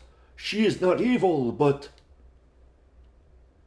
What? She already killed 2 people? You feel better now? What are we supposed to do? She already killed 2 people! Father Mattia shakes his head. She is a lost, confused soul. You need to find out what is troubling her. What? We need to help the ghost now? Yes! Once you discover her motivations, she will stop. Since when were we head doctors? I'm not getting paid enough for all this extra work. Do you feel better now? I guess my head still hurts a bit, but I feel better. You need to be careful. The ghost isn't the only supernatural presence in town. We're aware of that. The demoness Eva is another problem lurking around the corner. Oh, yes. She's the one I wanted to warn you about. I don't know how, but I know her name. She was responsible for your injury? Yes. I think somehow I startled her. I felt an incredible energy. She could have easily killed me if she wanted. Are you saying she chose benevolence and spared you? I believe so. I'm still quite confused, though. What are we supposed to do? Just follow your instincts. I'm sure you'll make it. Are you sure that's the best advice you have? We don't know what to do or where to look. You know, as exorcist, I've been made aware of ghost common attributes and the reasons behind their existence. Ghosts are nothing but the souls of living persons who died in cruel of wrong ways. And? They usually frequent places where they lived. I believe the key to this mystery lies in learning more about this ghost. To do this, you need to know more about this town's history. That's reasonable. Thanks for your help, Mattia. Be careful, the ghost is confused and very dangerous. You leave the hospital. Brandon fumbles over something inside his pocket, thumb itching to get something aflame. To set something aflame. Damn it. How are we supposed to do that? Hundreds of people die in this town in the last century. The ghost could be anyone. Cemetery? No reason to go there. A villa? Nope, the guy's not here. Castle? Pleasure to see you again. Thanks, we won't. Last time you were such a hurry you didn't even see. No, this is a trap. This is a trap. Leone is okay, Guido.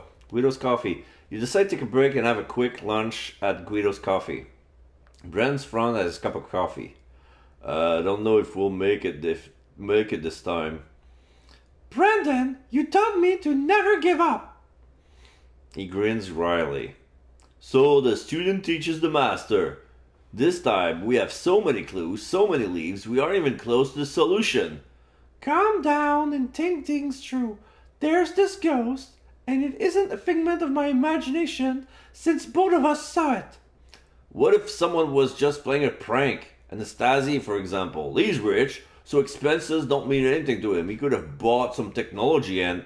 Stop it. What about all those people going mad? We know that Mattia's accident was most likely Eva's work, so the people left are Ricardo, who committed suicide, and Bernie, who killed Ragni. Well... That's strange enough for me. It's been simple. Bernie was possessed. On the other hand, it could have been Eva who planted ideas into his head. I have no idea whether that demoness is trying to help us or not. I'm just as clueless, but think about it. All we have are some clues pointing to that madhouse. Luisa's diary, and what else? Brainstorming, eh? Oh, Guido, we didn't hear it coming. Sorry, I overheard you, and I am no detective, but I can tell you one thing. Of all the people who left the madhouse, most of them died or left town. Only one person remained, and continues to remain in this town, Nasi. True, he was a patient at the mental institution. He's the only people around here who might know what happened. Thank you. Think nothing of it. I'm glad I could help. Thank you for letting me play detective. Haha. A distant screams distort the air and becomes an intimate whisper. Someone is in danger. A scream. Vera? It's Lucia. She's in danger. Lucia? What are you saying? Where is she? Nearby. I'm positive she's in the vicinity. She should be in town, but I have no idea where she's staying. I don't understand. How'd you know that? I heard it. The details aren't important. Let's go help her. I think she's in danger. You dash out of the coffee shop and head towards the hotel on the other side of the street. That's another memory game. You're about to play memory... Yeah. Which building? That one. Follow me. You grab Brandon's arm and literally drag him what you think is the direction of Lucia's voice. Okay. 7, 6, 761, 7617, 76173, 76130. No! Okay, 7, 6, 1, 7, 3, 0. 7, 6, 1, 7, 3, 0. Okay, I think at this point I'm gonna have to type them down. Success. This one. Hey, is anyone here? Calm down, I don't hear anything. Let's go upstairs.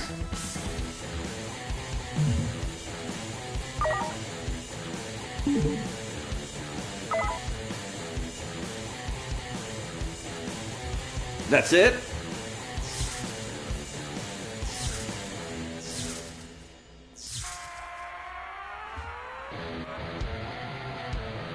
Success. Lucia screams, increase in volume, you are close by. She's on this floor. Which door? Vera, after all this is over, you need to explain how you're doing this. Shush! Did you hear that?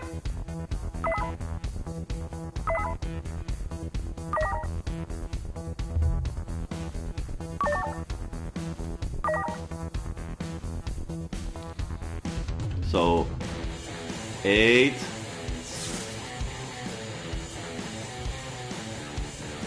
8, 7, 0, 6, 7.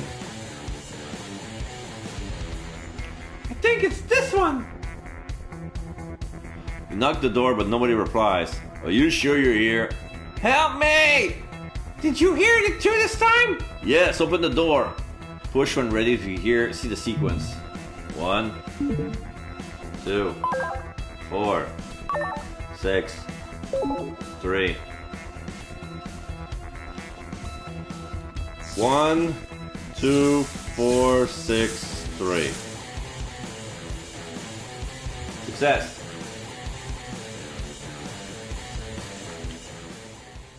Oh shit, it's Paolo.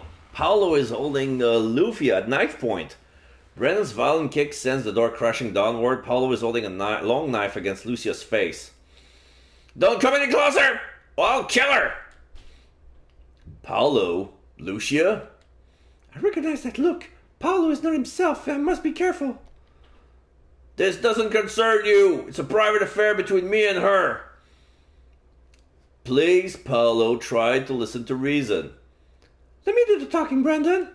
Paolo's hands is steady against Lucia's face. He's upset, but you haven't driven into uncontrollable rage. Try to calm him down. Ask why he's holding Lucia. Ask about Ricardo.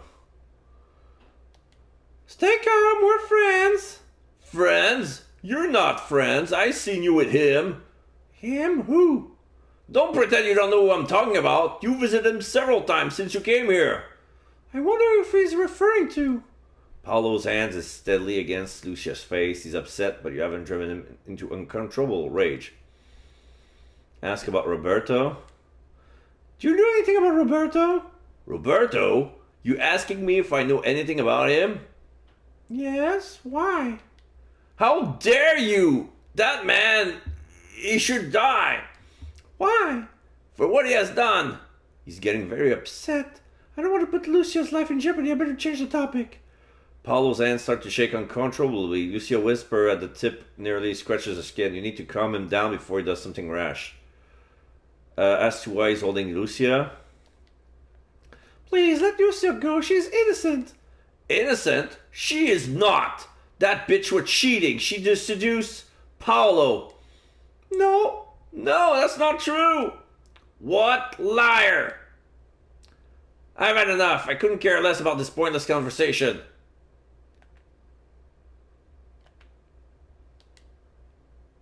What? No, wait. What the hell? They jumped out the window. You'll never discover the truth! The jump from the third floor proves fatal to both Paolo and Lucia. They die instantly as they violently hit the ground. Oh shit, I didn't save. Oh shit, I didn't save.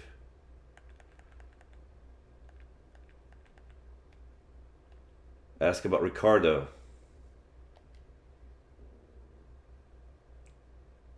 Did you kill Ricardo? Oh, you know what?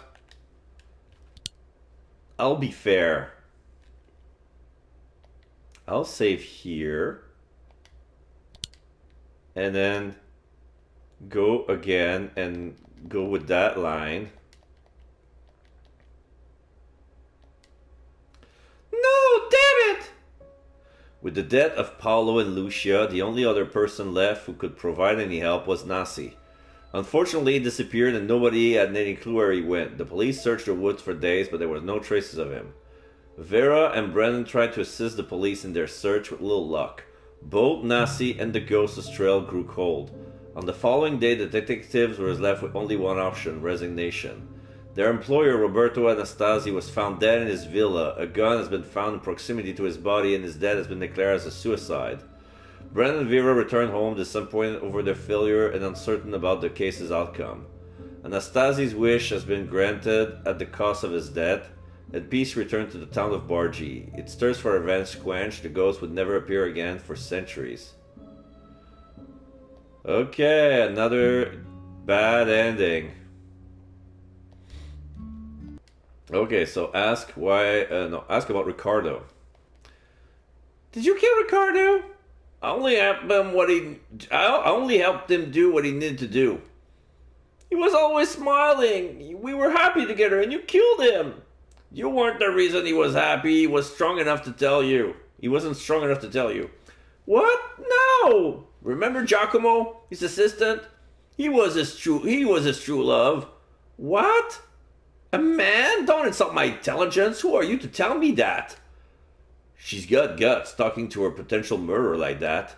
Paolo's hand is steady against Lucia's face. He's upset, but he haven't driven an uncomfortable rage. Ask about Ricardo again. How do you know about Ricardo's past? I am capable of things you are not, mortal. I see the unseen and hear the unheard. No human being can keep their thoughts and memories from spilling into my palm. The ghost is speaking through Paolo again. No, it can't be true. You're lying. Remember when he was working late in the studio? He was with Giacomo the entire time, but he couldn't let anyone know he was homosexual. I suspected he might have a lover, but not him, not a man. His father would have never forgiven him, and he didn't want to disappoint you. He still cared about you in his own way. Yeah, it's kind of true that in Italy it's very taboo to talk about homosexuality because there's a lot of homophobic thoughts, even in individuals, because it's very highly Christian, so they demonize homosexuality a lot. So that's why sometimes people think that being homosexual is like you're being possessed by a demon. Like I've heard stories of Italian gay people being exorcised by their own family to Noirville. You know? Anyway, that's sad. So this went dark real fast. Lucia, do you think this might be true? I refuse to accept this. Lucia! I don't want to believe it. No, Ricardo died loving me. He wasn't thinking about someone else. Ricardo, why didn't you tell me? Was everything in our relationship a lie? Seeing Lucia cry so desperately, Paolo seems to be losing his grip over her. You succeeded in calming him down. It would be a good idea to stay on this course. Tell him you want to help. Listen, Paolo, or whoever you are, I only want to help. No! You want to stop me, but I won't stop. What are you seeking? Why the debts? Can't we talk about it? Talk? Vera, don't be so careless. I am not afraid! The person inhabiting Paolo's body isn't evil. She's just confused. After those words, Paolo drops the knife and starts crying, words caught in his throat.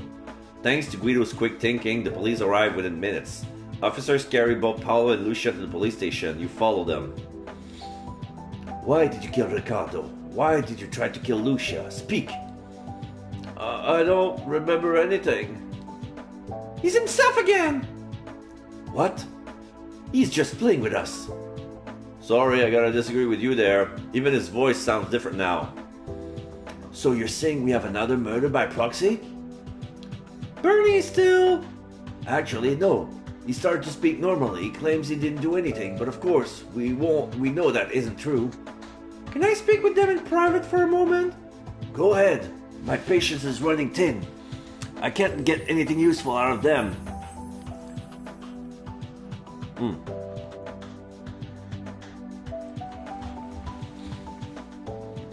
Now we can talk with Bernie.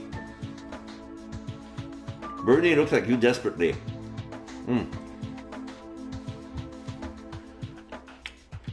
Vera, help me get out of here. I didn't kill Rockney. You didn't? Don't make me laugh. But I wasn't myself. Maybe so, but the list of reason to help you is rather short. I don't see why I should help you.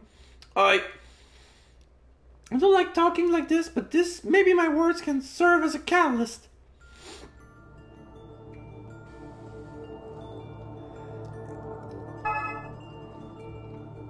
Okay, only I, A, E.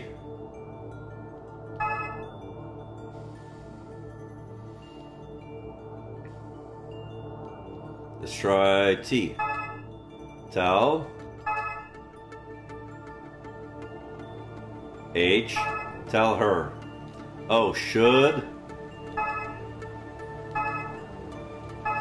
Should I tell her about Roberto? Of course. Yes, you must. Success. Should I tell her about Roberto's? No, it's too dangerous. Anything Roberto drums up is a fate worse than imprisonment. Roberto has something to do with it, am I right? What? Don't lie to me! You think you can use trickery to get me to talk? You're a real amateur. My mouth is staying shut. So this is what they call the Code of Silence. Oh, breaking omerta isn't something members of the Mafia take lightly. You added on the characters section Filippo Berni.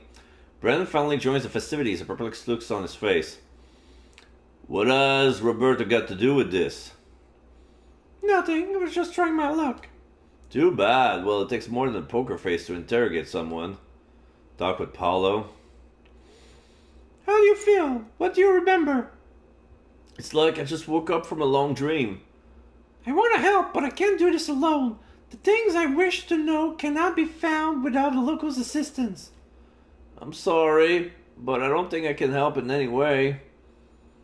You don't even remember that night with Ricardo? What happened between the two of you?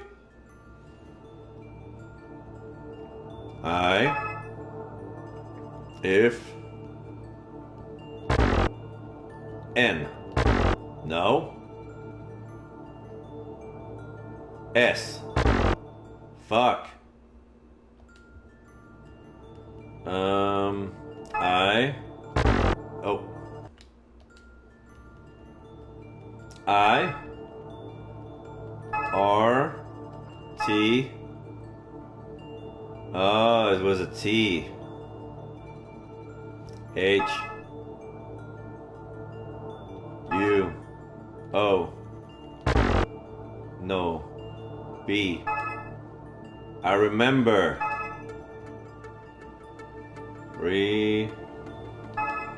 Remember it well, but they will. Okay. I remember it well, but they will never believe me if I say that I was only assisting him. I know you helped him commit suicide. What? Ricardo, you helped him commit suicide, right? Yes, but I wasn't myself. If I had the choice in the matter, I would never help him. I would have tried to stop them.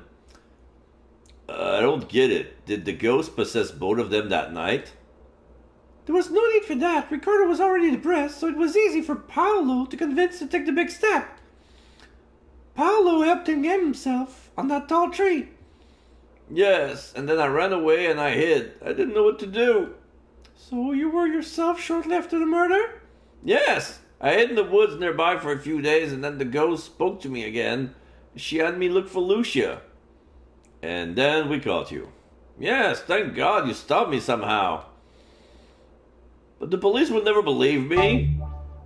You added on the character section Paolo Goofy. You're right. They all think you're nuts.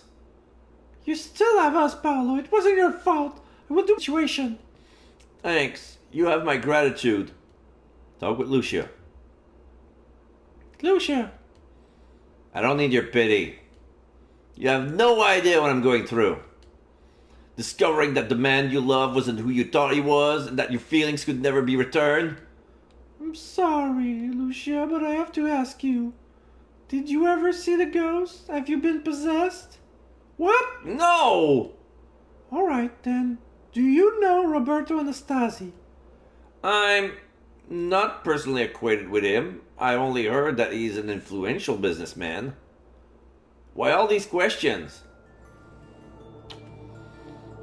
She's related to the Mafia as well. I, T, N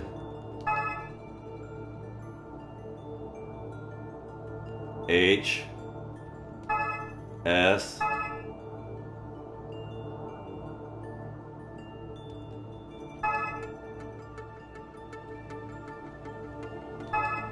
Oh, he doesn't know who Anastasia is. I don't understand.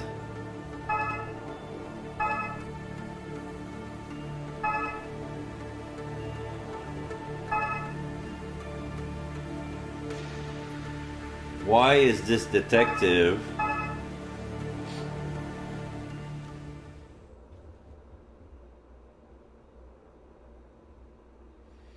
I don't understand. Why is this detective torturing me with all these questions? Can't she just leave me in peace? Questioning Lucia is pointless. She isn't guilty of anything besides grieving. Sorry, this is our job, you know. We need to ask questions, but don't worry, I'm done now.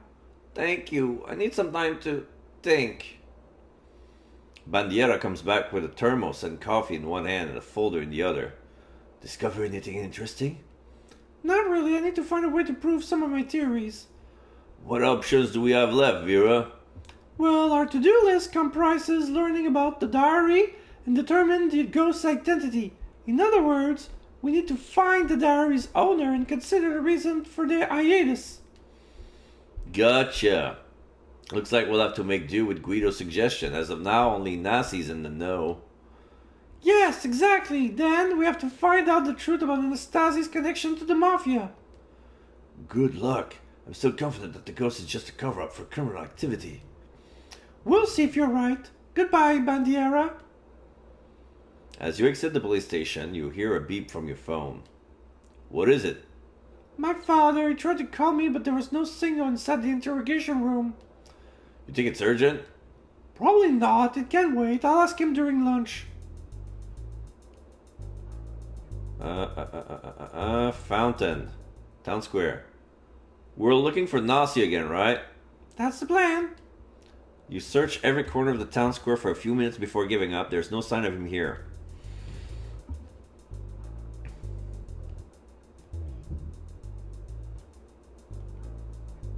Guido's coffee. If it isn't Vera and Brendan, how goes the search for Nasi? Did you find him? Not really. We look at the town square. He was not there. That's normal for someone like him. Sometimes he disappears for weeks. But where does he live? Where's his shack?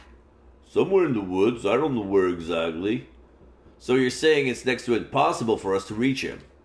I can direct you to the surrounding area. Maybe you'll be able to find him that way. Guido shows you a map of the town, pointing his finger at a rural area. I know it's around this region. Sorry, I can't be more specific. New location unlocked. Shack in the woods. Thanks for the help. Maybe I'll take a look. So there's something new on the map. This. Shack in the woods. People claim it's where Nasi lived. Let me save.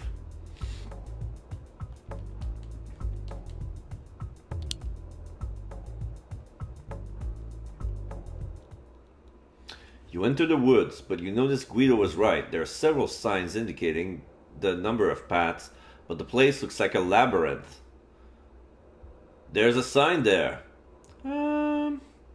Monte Gotero, 1,450 meters. It's just a sign for tourist attraction. Looks like there's a mountain nearby. Don't tell me we're expecting to see a sign pointing to Nasi's shack.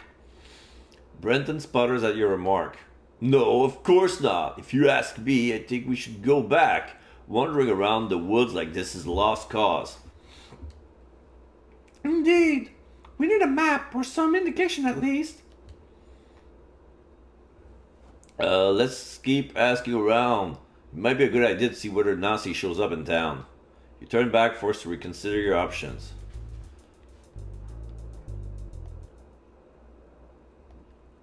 Okay. You arrive at the church.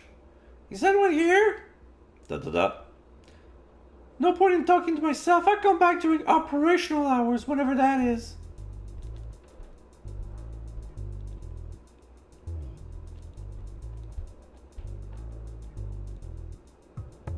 The pub. You know this White Corner pub has some advertisement posted nearby. The signs state that the disco parties are cancelled for the next month.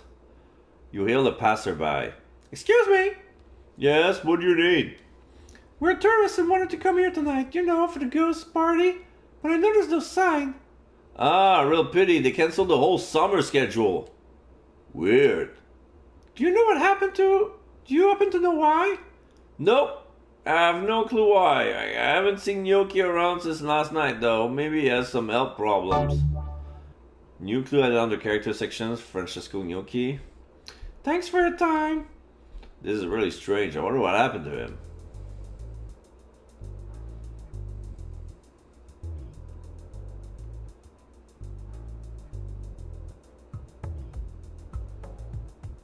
Let's talk to the villa. Nope, guy's not here. Let's go back home just for a while. You head to the Agriturismo for lunch. While walking to your house, you call Emmanuel. Hello, Papa. Yes, we're still investigating. You don't seem particularly happy. No, we're sort of stuck. I see. Is there anything you wish to tell me? You aren't busy? I'll make time if necessary. Business can wait. Family always come first. You always have a good relationship with your father. Exchanging ideas and opinion with him always inspire you to look at things from a different perspective. Talk about the ghost. We don't have any clear leads. The only relevant detail we agree on is the ghost's gender. How do you know that? All witnesses reporting hearing a feminine voice. It's the most consistent and useful testimony we have. Promising, but still a bit vague, don't you think? I can vouch for them. I've seen it too. You have seen the ghost?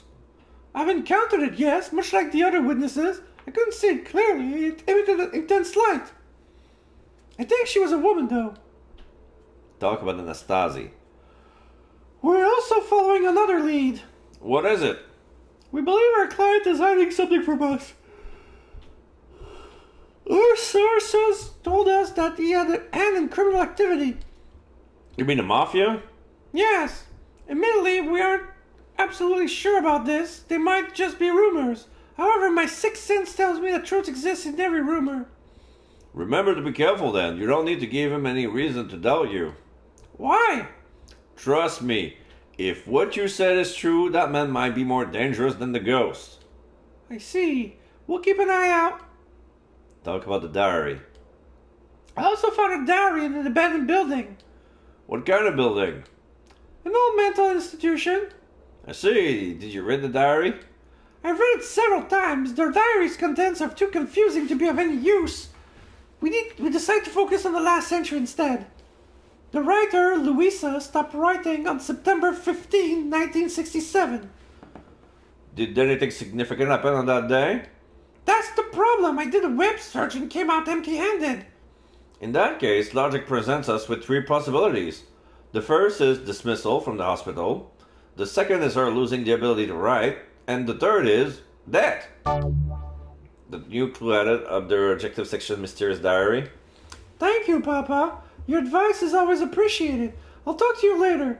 I'm going to grab a bite to eat. Take care of yourself, Vera. After an enjoyable lunch, you resume investigation. So, let's check the cemetery to rule out death. What are we looking for this time? I want to check one thing. Exactly as I thought. Enlighten me. Maria Luisa Anastasi, born September 21st, 1902, died September 15, 1967. What? The diary belongs to Roberto's mother? Seems so.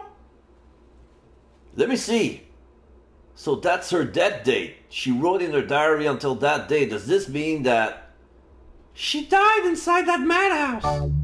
New clue added under object section mysterious diary. But how? What caused her death? That's a mystery we have yet to solve. On the bright side, at least we found something interesting. Maybe he'll tell us something about Roberto. Vera, how should we proceed? Show him the diary, ask him about her death, or... I'll have to think this over before handing out orders. We need to be very careful. Still, It will do us good to pay him a visit soon. Let's keep our fingers crossed. It'll be good if he's home this time. We're done with him? Okay, we're looking for Nasi. He's not here. Police station. Shed some light on the clues you found this today. As you enter his office, you see Bandiera waving the diary. His triumphant words belie his neutral expression. I told you that analyzing this was useless. You found nothing? Not a one. Just a collection of raving from a sick mind. Is there at least one clue about who wrote it?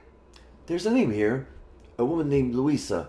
Other than that, the diary pages are badly damaged. Can't make heads or tails of what's on them. Nothing else? No surname? There has to be something more specific than that. No is all my... no is my all encompassing... No is my all-encompassing answer. Here, you can take this back. It's useless to us. New clue object in mysterious diary. You bite your lower lip and close your eyes, fist clenched in frustration. The memory escaping the abandoned building fills you with residual fear. But it's not enough to override your anger. Damn it! So I risked my life for nothing! Vera, don't let it get you down. I don't understand! I went through all that and found nothing of value. You aren't going inside there again. That may very well be true, but you should let me finish first. Perhaps it will comfort you some. The piece of fabric you found is somehow related to the madhouse. What? How? It's from a straitjacket, exactly like those used in the madhouse several years ago. That's incredible! But how did it end up in front of Anastasi's tomb? Clearly, someone put it there. I'm not sure if it will serve you well or confound you further. I wonder who it was. Why would it be in front of Anastasi's tomb? Hopefully we found some answers. Thanks for your help, Bandiera. Think nothing of it. Just doing my job. Alright, before I forget. The priest, Don Giulio, has some news regarding Father Mattia. You might want to go speak with him. We will, thanks. I think I read this out of order. Yeah. I should have come here first and learned about the name Louisa. The game didn't block the other passage because I should have heard about this first because they kind of knew that the diary belonged to a Louisa, but there was no way for us to know. Like, how did they know that? Like, this should have happened until the thing with the church and then everything else. So now I'm stuck with going back to the villa. You arrive in front of Anastasi's villa and ring the video door phone. The gate opens. Luckily, Roberto can spare some time to meet with you today. You take a quick look around as you walk towards the entrance. Hey, Vera. Let's save. Whoops.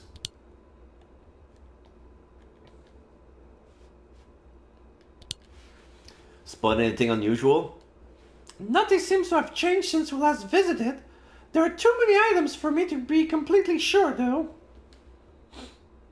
As you enter the villa, a puzzled Roberto greets you. Forgive me, I haven't been in the best of moods. Everything alright, I hope? Yes, I just have trouble sleeping in the past couple of days. Must be the stress. Stress? He has everything he could ever want. What kind of stress can he have? Well, the wealthy have a different sets of worries. I think being partners with Brandon is making me forget this. Bandiera told me you made some progress. He didn't mention any news about the ghost identity, though. Roberto's face is reddening. You remind yourself to choose your word carefully. Talk about his family, talk about the birders, talk about his business. Whoosh. Talk about his family. We went to the cemetery. Nice family tomb you have there. Why are you talking about that? No reason. I was wondering. I mean... Is it a good idea to show him the diary?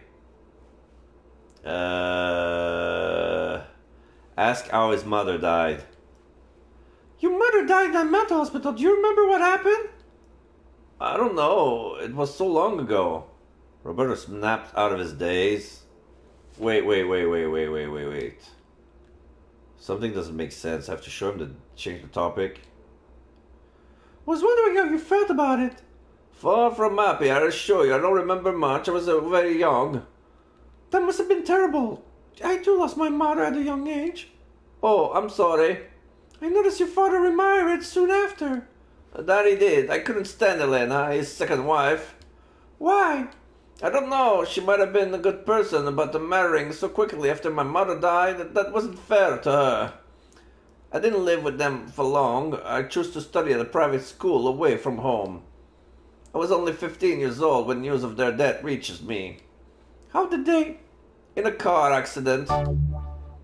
New clues added under characters Roberto Anastasi. Roberto's shoulders slackened once he realized you weren't a threat. Talk about the murders.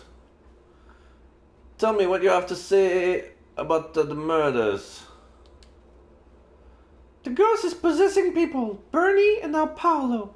They were both possessed when they committed their crimes. I know, Bandiera filled me in the latest developments. I have yet to reconcile myself with the idea of a possession.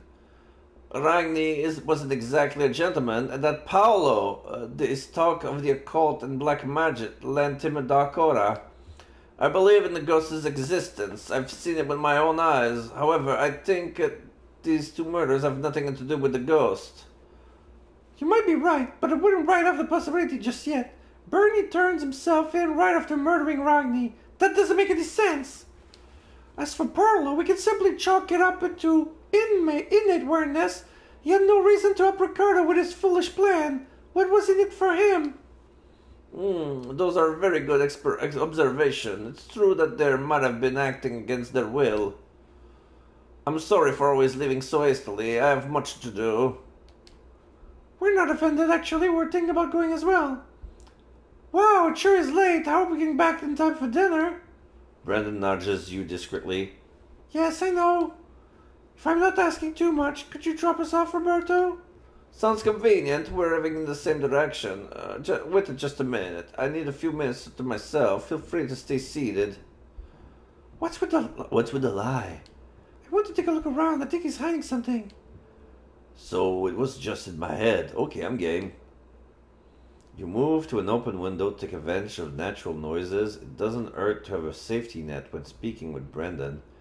You never know what Roberto would have placed inside his house. What a beautiful view! Look at that! What is it? You must see this panorama. It's extraordinary. You take advantage of Bargie's beautiful an excuse to whisper into Brendan's ears. There are cameras even inside here. What even? He's installed them in other places too. Look, there's one over there. You're right. I guess we better not touch anything. Are you ready? We'll be right there. You step outside just as you're ready to enter the car. Roberto slaps his forehead. David, I forgot my notebook. I forgot my notebook. Sorry, I'm gonna get it. Meanwhile, you can enter the car. I'll be back shortly. Psst, Brendan. What have you found? Another hair. Pretty sure it's Roberto's hair. Is or not, I'm taking it. Giving the police more information should help me more than hurt. At this rate, you'll be able to donate them to his charity. Roberto returns and starts the car. Actually, can you do this in front of Guido's office shop? Sure, why? It's embarrassing, but he makes the best ice cream I ever tasted, and... It's not embarrassing at all. I understand you completely. It is indeed excellent. Thank you. See you, Roberto. Bye. Ciao. Roberto drives out. I suppose we're going to the police now? Exactly. Come, it's just a few minutes by foot. Yes? What, another hair? Where did you find it this time? We found it in Roberto's car. Good. Good. Antonio, you scared me. If that hair matches the others, that means Roberto is the ghost. Case closed. I'll accept that line of logic, so how long would it take to get the results? With Anna's help, not more than a few hours. I'll give this maximum priority. You leave the station. The case is drawing to a close and you're running out of time. You are feeling that you're still far from uncovering the truth. Brent's attention is drawn to the bulletin board. What are those flyers? Let me translate for you. Oops.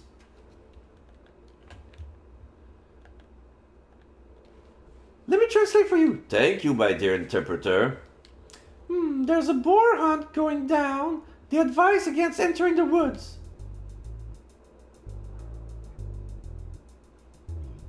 I feel like I need to go back. Church? No.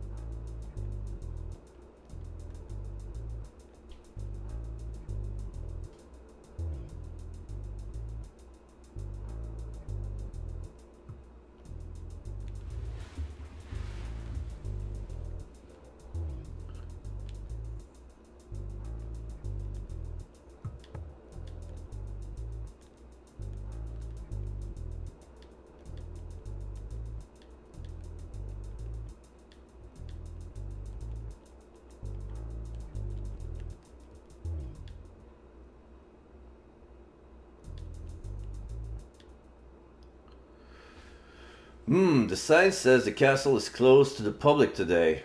Let's just enter and take a quick look. You're quite the rule breaker, Miss Blank. That's weird. The main gate is open. As you enter the castle, a voice startles you. What are you seeking here, humans? Leonie, Why do you sound so different?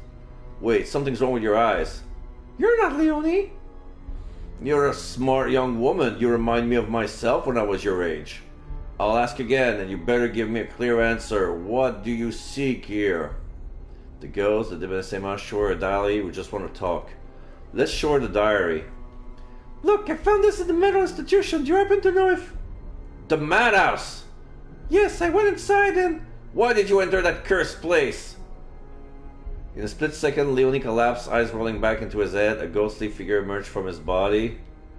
An intense light cloaks its body and obscures his face. You automatically shield your eyes with your hands. I'm sorry, I didn't think... That's right. You didn't think at all. You have brought back bad memories. This is the ghost. Brennan wraps her protective arms around you and tries to placate the ghost. Uh-oh, calm down. I wonder why I'm wasting my time with you. We only try to understand so we can help. I don't need your help. No, wait! Brandon and Vera disappeared the day in the castle. Their bodies were never found. The town was fraught with mass madness for weeks. The police watched powerlessly as people turned on their neighbors, friends, and family. Eventually, Roberto Anastasi's turns arrived. People say the madness that swept over the town lifted the moment he pulled the trigger on his own head. As years pass, the ghost's identity and the cause of the mass frenzy joins the ranks of Bargie's urban legends. The end. Okay, let's reload. There's something I didn't say to him. Let's exhaust every possibility with him. Show him the diary. I'm gonna take a bullet. I found this. What is it? I believe it was your mother's diary. What? Look, the owner's name is Maria Luisa, same as your mother. And look at the date, it's familiar, isn't it? This was when my mother died. Roberto's lips quiver as he can hardly keep himself from shedding tears. How did you get it? I found it in my house. What? You went inside? It was a risky move, but my sixth sense was telling me to enter. There weren't any clues pertaining to the ghost's identity, but I found that diary. Can I keep it? Go right ahead. The police said it's useless for investigation. I thought to give it back to you. You have my thanks, Vera. This means a lot to me. I'm sorry for always leaving so hastily. I have much to do. We're thinking about going as well. Sure, it's late, blah, blah, blah.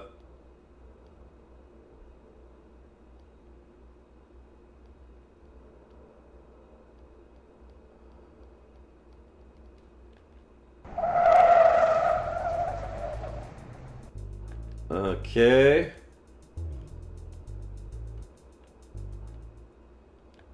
Think I did something stupid. Church.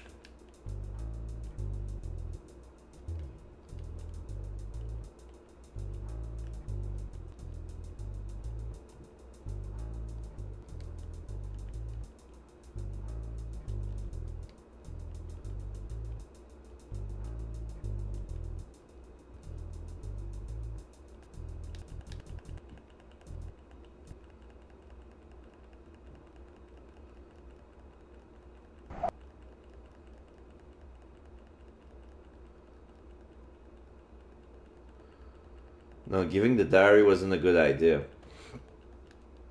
Okay, ask how his mother died.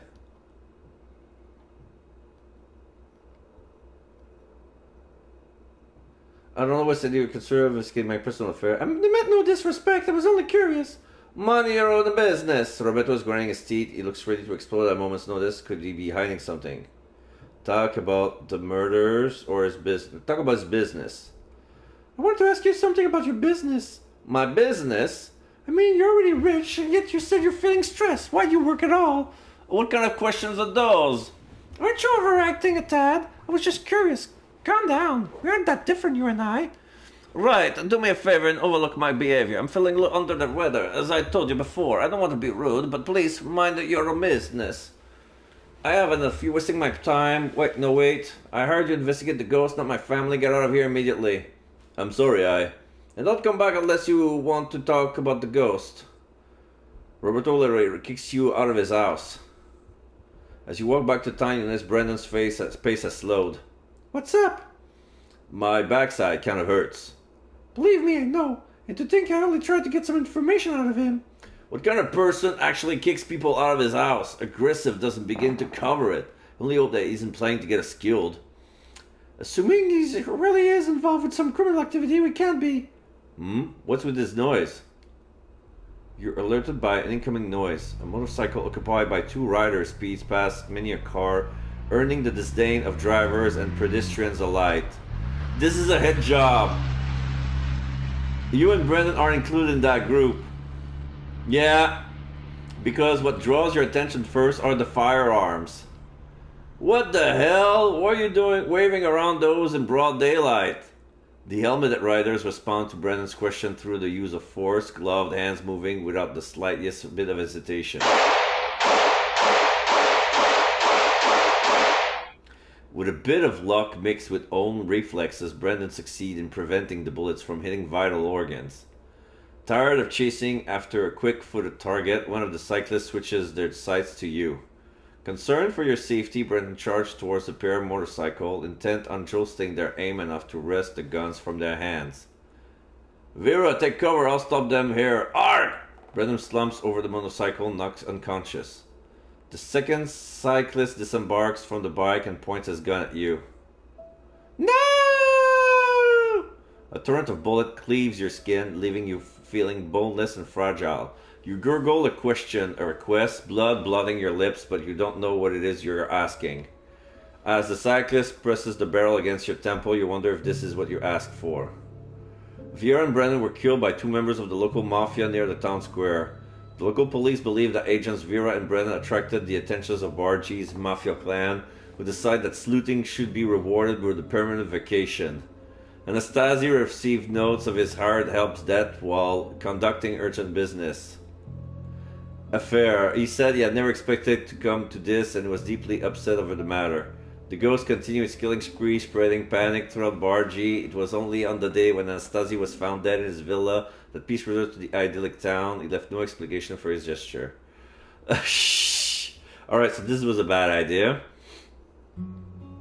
So we're close to the end, but I have no idea what the game expects us to do or to say. So talk about the murders.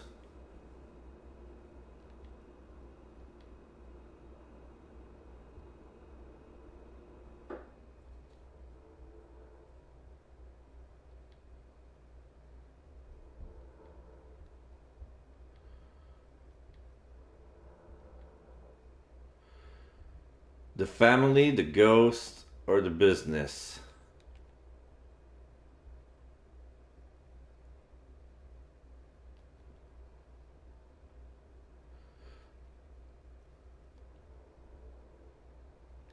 We haven't ascertained the ghost's identity. Identity? I thought it was a real ghost, not some kid pulling an early Halloween prank.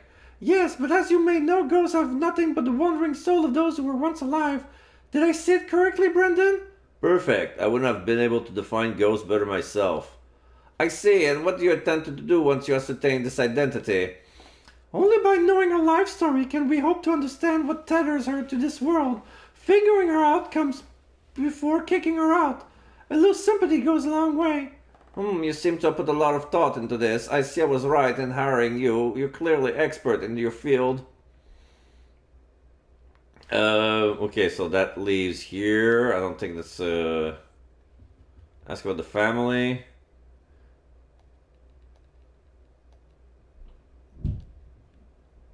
Change the topic.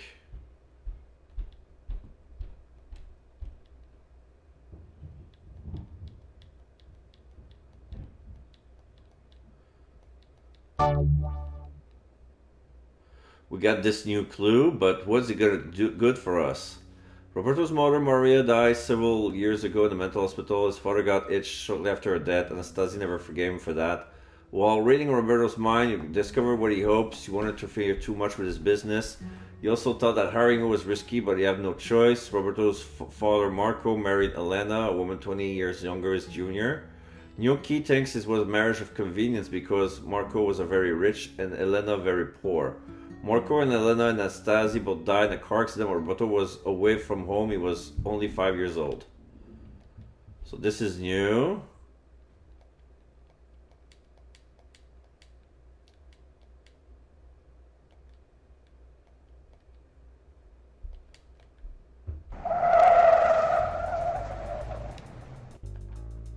If I save here, I can always go back, right? Let's try this. Or maybe not, I just took another safe spot. So, since I have this new clue, can I change if I go to the castle?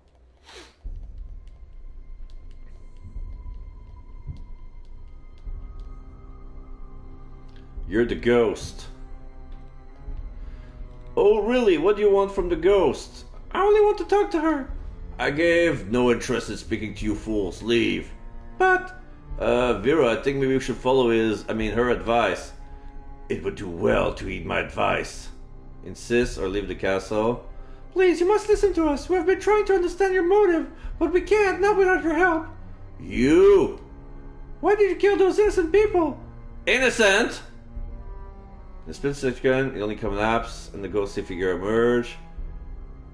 Show your eyes with hands. What nerve! I'm the innocent one! What you said can never be forgiven! Okay, pluck at the ghost, come down. I wonder why I spend my time with you. I'm trying to understand, I don't need your help. So I got that ending. Let's try again.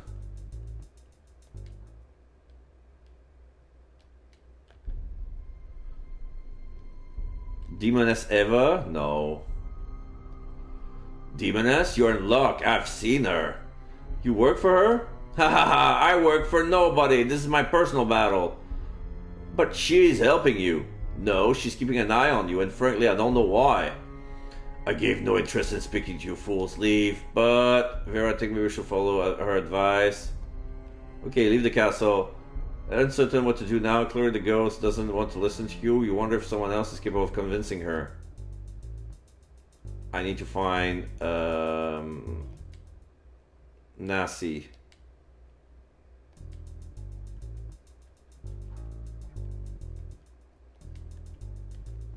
I'm in the dead end. You and Brendan practically race to the church door in your rush to escape the incredible heat. I never expected it to be so hot even at this hour. And to think authorities say global warming is a lie. This is a sign of God's rage. His duty is to punish the sinful. What the? Don Julio, what are you saying? That's what my father used to say to explain heavy climate changes. Oh, I see. I saw you wandering around town a few hours ago. What are you looking for? I don't think you can help. We're looking for Nasi.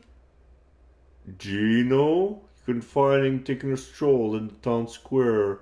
He's also a regular at Guido's coffee shop, though his routine seems to have changed recently. To be frank, I haven't seen him in for a while. So you're saying your information might be outdated now. Do you have any other suggestion? Why are you looking for him? We're worried that something might have happened. I prefer not to tell everyone why we're looking for him. Well, I know where the shack is. I've been there once, where he finished building it several years ago. Yes! Oh, can you give us direction? I suppose I'll let you test my memory. Should be easy enough to find if you follow a small river that goes through the forest and then... Don Julio explained how to get there. You shouldn't have any problem finding him in this direction. Of course, looks simple in hindsight. The number of landmarks is ridiculous. Thanks a lot. We're going to see him now. Good luck. Into the woods again. Thanks to Don Julio's direction, you seem to be going in the right direction. It's getting quite late. The sun is setting. There's no time like the present. Let's go. There's a fork here. Don Julio didn't mention this. Getting lost isn't a priority of ours. We need to think this through. Maybe there's a clue that can help us choose which route to take. Look carefully at the image on the screen and identify 4 differences. Ah, shit. Okay. Spell the difference, blah, blah, blah, run, blah, blah, blah, blah. Okay. So there's 4. I see 1 here.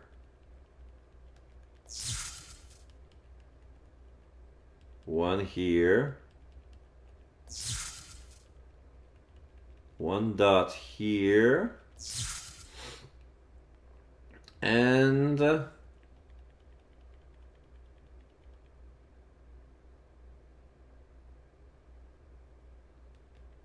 last one's gonna be tough, eh?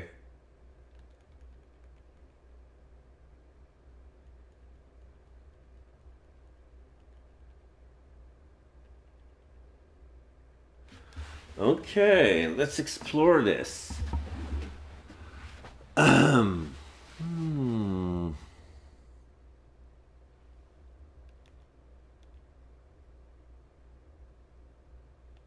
Oh wait, I think I found it. This. Yeah. Success! Hey, over there. There are some tracks. What's that? Fruit? It's an apple. Maybe Nasi was carrying them in the basket. Not sure how likely that is, but it's better than nothing. Let's go. Your path is blocked by an enormous boar. He snorts and stomps his foot before charging in your direction. Brendan! Don't panic, we should. Run away, feed him, or stay still. Yeah, we have an apple. Let's feed him the apple. Take this! Brendan throws a fruit towards the boar and lands a couple of inches away from the beast. At first, the beast seems unsure about what to do, but then eventually he starts eating while you silently move away from him. You heave a sigh of relief. I like that solution, Brendan. Nobody gets hurt. I'm just glad I didn't hit it. Oh man, Lady Luck must have liked me. After a few minutes of walking, you finally arrive at an open area where Nasi is collecting firewood. The shack! I found the shack! Gino! Hey, what are you doing here? It doesn't seem particularly happy to meet you. We need your help, Nasi.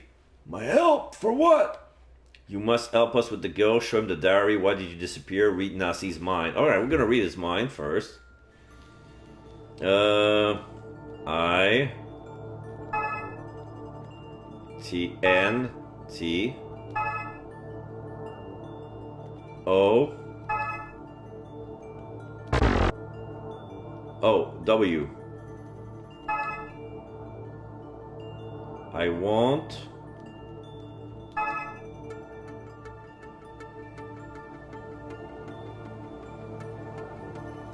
E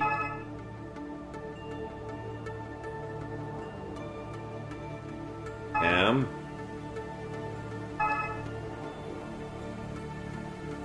I won't betray. Won't betray you again. My love. I won't betray you again, my love. He was in love with the ghost. With Lucia. I won't betray you again, my love. This time I fear no one. Is he thinking about the ghost? In that way? He must have been very close to her when she was still alive.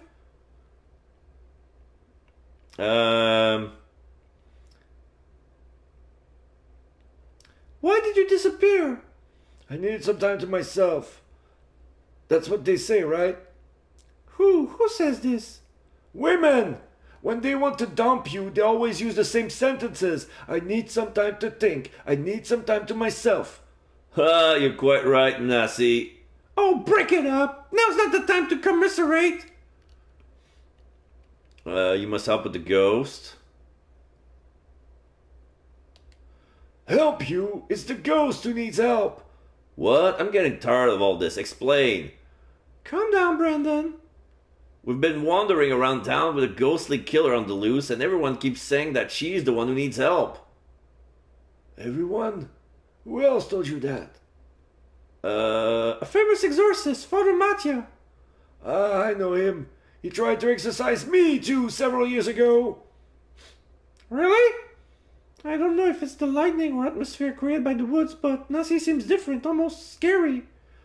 Not that it was successful. I am mad, not possessed. Nasi laughs heartily.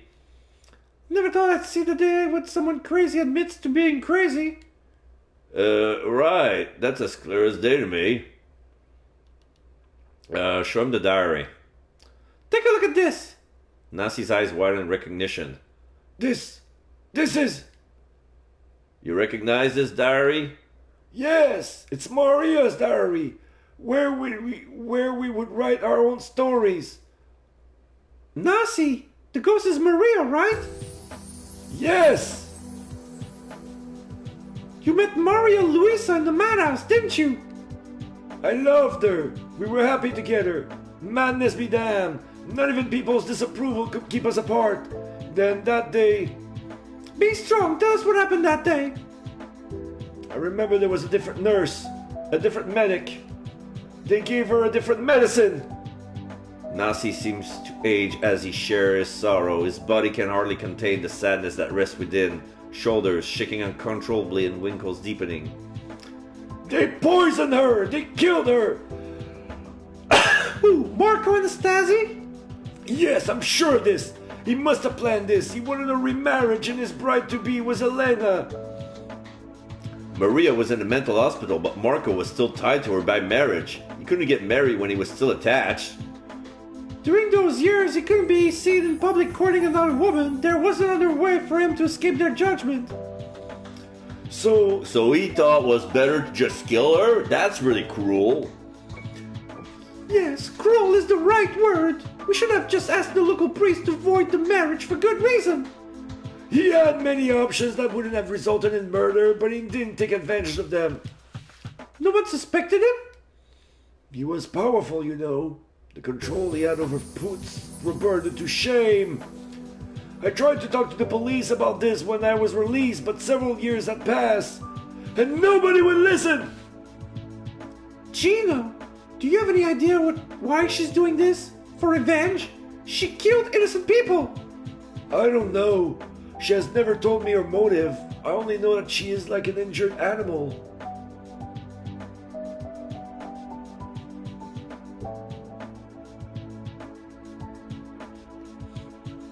Ghost or not, Maria isn't malevolent. That part of her will never change. What can we do? The poor soul. Such a story is too much even for you. Brendan wraps his arm around you, your eyes brimming with tears. You sob into his shirt. He tries to be strong, but he's quite shocked as well. Vera, we need to tell Roberto about this. He might be the only one who can stop her. New clue added under general section Ghost. Yes, just give me a minute. Follow that path. It's the fastest way back. As soon as you're out of the forest, you receive a call from the police. I was right. The DNA test confirmed it's Roberto. What? You're sure it's his? We'll be at his villa in a few minutes to arrest him. No, wait, there must be a mistake. What? Look, I let you use my services. I treated you with more respect than you could possibly imagine, all because Roberto hired you. But now that he is the main suspect, I no longer have an obligation to treat you and your partner like kings. This will be the most important arrest of my life. He hung up. Brendan's cell phone rings. It's Anna this time. Anna, don't arrest him. Anna, don't arrest him yet. What? Bandiera called us. We know everything. We have to stall him. We found out who the ghost is. It's Roberto's mother. This isn't the appropriate venue for your jokes. We're serious, Anna. I know you don't believe us, but if you still care about me, even just a little, please give us an hour. Do it for me, for our friendship. An hour? Who do you think you are? You're clearly overestimating the value of our friendship. Besides, I didn't tell Bandiera everything. I trust you remember what I said about DNA mutation. Yes, and? The DNA is not a perfect match, but as I told you, it belongs to someone very close, like a son or a parent. So your theory about the ghost being Roberto's mother might be true. See, you believe it too. I knew you'd be on our side. Hold your horses. Your theory only holds water if we forget a simple fact. Maria Luisa has been dead since 1967. 1 hour. Not a minute more. Then we will arrest Roberto. Don't waste your time. Do whatever you need to do. New clue added on their character sections, Roberto and Anastasi. Thank you. Quick, Vera, let's move. You enter Roberto's villa and inform him of your discovery, tenses as the mention of his mother's role in the string of murders. I can't believe it. It's the truth, Roberto, and now the ghost of your mother is haunting the castle and driving people mad. No, my mother wasn't like this. She was good. We don't believe that she's doing it on purpose. Her presence could be responsible for these terrible events. This story is unbelievable. I'm not going to trust someone like a Nazi. You better trust him. He's the last person you have seen your mother. He's the last person to have seen your mother alive. And he was in love with her. What? Don't be ridiculous. My mother would never love a beggar like him. What do you have against Nazi? I don't know. My father never had a good thing to say about him. I suppose I was influenced by his behavior and started to imitate him as well. He spoke harshly because he couldn't stand to see his wife being happy with someone else. He wanted to hold on to her even when she was unstable. My mother was unstable. She was just tired. Touches his arm and turns away. I'm sorry. I need a minute to recover. All right. Give Roberto some space and whisper your concern to Brandon. What are we going to do now? We know who the ghost is and we told him, but now what? The hour is about to expire. If we stay here, the cops will come and arrest him. We can't let that happen. It's not fair. Roberto and his mother need to be made face to face. What? Are you sure she wants that? They could have met ages ago. Exactly. If she hasn't done it yet, there must be a good reason. We need to force this encounter. Alright, I'll bite. We got a bit of a problem, though, convincing Roberto. Roberto comes back, still confused over your words. Please, leave me alone. Roberto! You don't have the luxury to wait. The police will be coming any minute now. Come here. Why? They believe you're behind these murders and everything happening in town recently. What? They have no proof. Actually, they do. They found DNA matching yours in Ragney's shop after the murder. That's ridiculous. I didn't kill him. Please, follow us to the castle. Talk to your mother. No, I'm going to call my lawyer to straighten things out. I'll be out of jail in a matter of hours. The police don't scare me. Let's say you get off scot-free. What's next? Do you think this incident would stop? Don't you want to meet your mother? I'm so confused. Okay.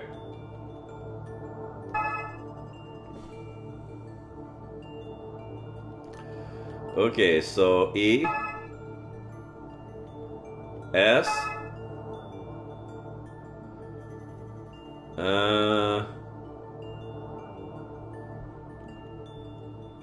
R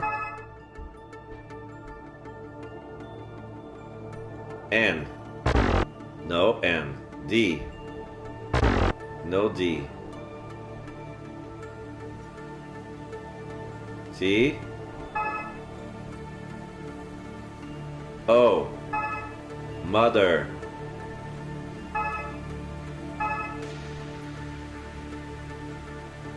A. U. C. F. I feel such shame, Mother. Would I? Success. I feel such a shame. Mother, what have I done with my life? Confusion isn't the issue here. You know exactly what you feel. You're ashamed. Ashamed of what you've done with your life. You're right. I lied to you. I run a big criminal organization. What? Yes! Drugs, extortion, you name it, I haven't done it. Roberto walks towards his desk and opens a drawer. He was armed himself with a gun. Hey, put that gun down! Don't worry, I don't want to kill you. At first I wanted to, but now I understand what I have to do. What is... Wait, what is that gun for then? It's for me. I have enough. I want to end this now. You can come if you want, but don't try to stop me. Alright. For now, I'll let him do as he wishes. Think, Vera, how can I stop him? You arrive at the castle, but there's no trace of Leone. The castle gives off a dismal aura. You wonder if the ghost is watching you right now. Vera, I hope you aren't planning on indirectly assisting him. Of course not, but what can we do to stop him? Roberto opens his arm, voice rising in volume with every word. I'm sorry, Mother. If you're here and somehow you can hear me. Roberto raises his gun to his head, ready to fire. Roberto, please think carefully. Suddenly the ghost appears in front of your eyes. Her smile stretches across her face. She doesn't speak. Now we see the face is actually, it's the mother, Maria Luisa. Mother, it's you, Vera, you're right. Ghost, ... She isn't saying anything. Because she has nothing to say to me. What could she say? I'm a disgrace in her eyes. I'm a screw-up. Roberto, killing yourself won't accomplish anything. What? It will. It will make the world a better place. It won't, and you know why? Why? As much as I hate to say this, you are valuable. You have money and power, well, at least until the police place you under arrest. And what am I supposed to do? Donate everything you have. Everything. ... Material possessions are meaningless once you succumb to mortality. What's the use of cars and houses when you can't use them? Yes, I could do that. You don't have any idea how many lives can be saved with your wealth, do you? Don't tell us you can't do anything for anyone. Your money can give people what you don't want for yourself. A second chance. You're right. I'll do as you say.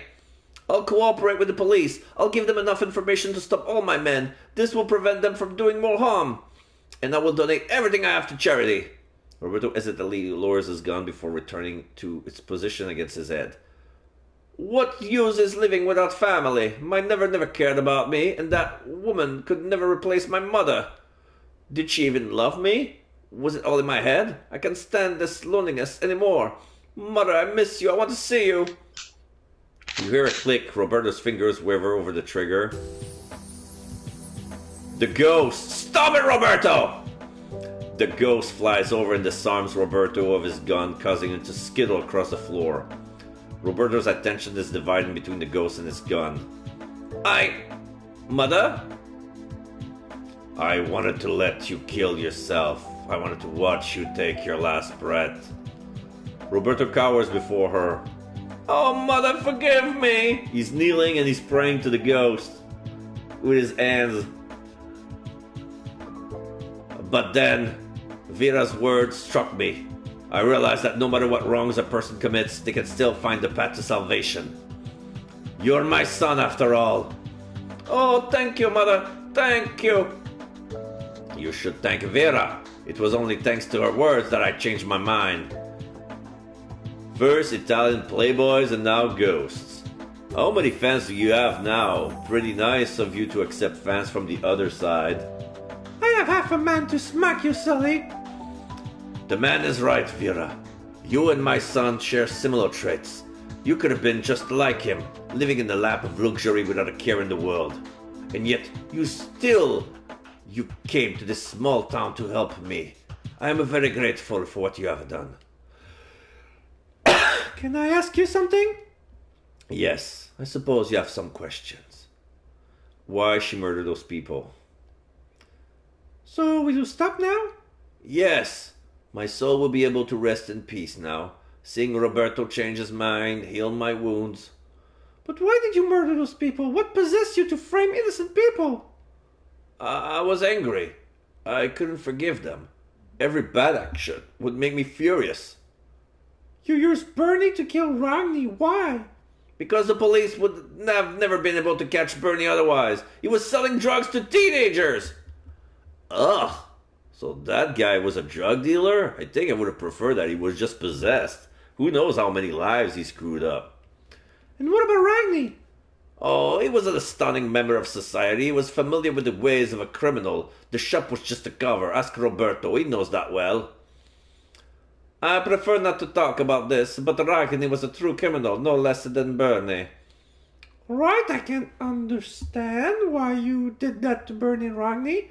Your way of thinking is incomprehensible. But what about Ricardo, Lucia, and Paolo?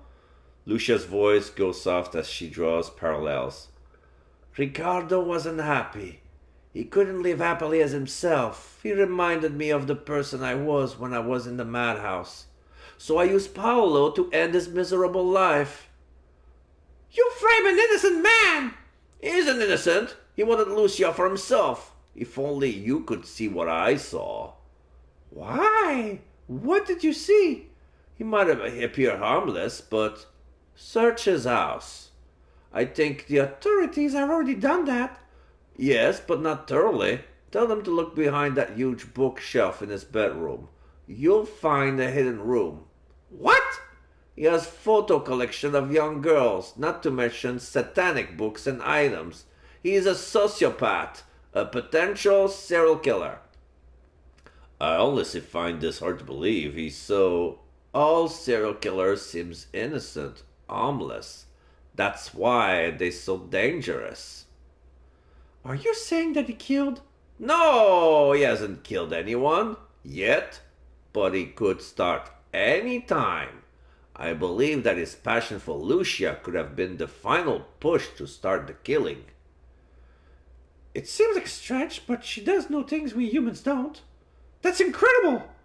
You believe her? Just conduct a search. The proof you'll find in his secret room will be enough to convince you. Ask about her. What would happen to you? I would disappear, but tell the citizens of this place to behave. I could return again. I don't think they'll believe us. People are skeptic, you know. Oh, they are more believers than you think, Brandon.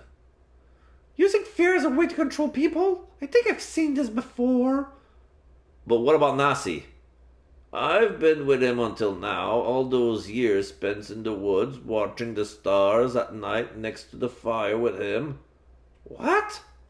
Everybody thought he lost his mind and was talking to himself. In reality, he was speaking to me the entire time. But he lied to us about you. Calm down, Brandon. I'm surprised and disappointed about his behavior, but He was only protecting her. They loved each other. Can't believe I was tricked by an old guy. He must have been sad to see you leave forever, Maria. It won't last for long. I'm certain we'll meet again in a few years. Oh, right. It looks like he has only a couple of years left in him. Who would have thought such a phrase would be uttered in a comforting manner?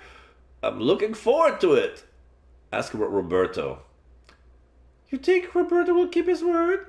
Of course I will, I swear it. Of course I will, I swear it.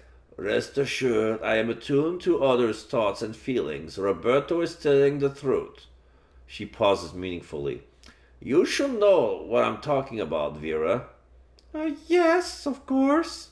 Yeah, the ghost can see inside people's thoughts and feelings. So she's all ghosts can read minds. She can read other people's minds too. Well, she is a ghost.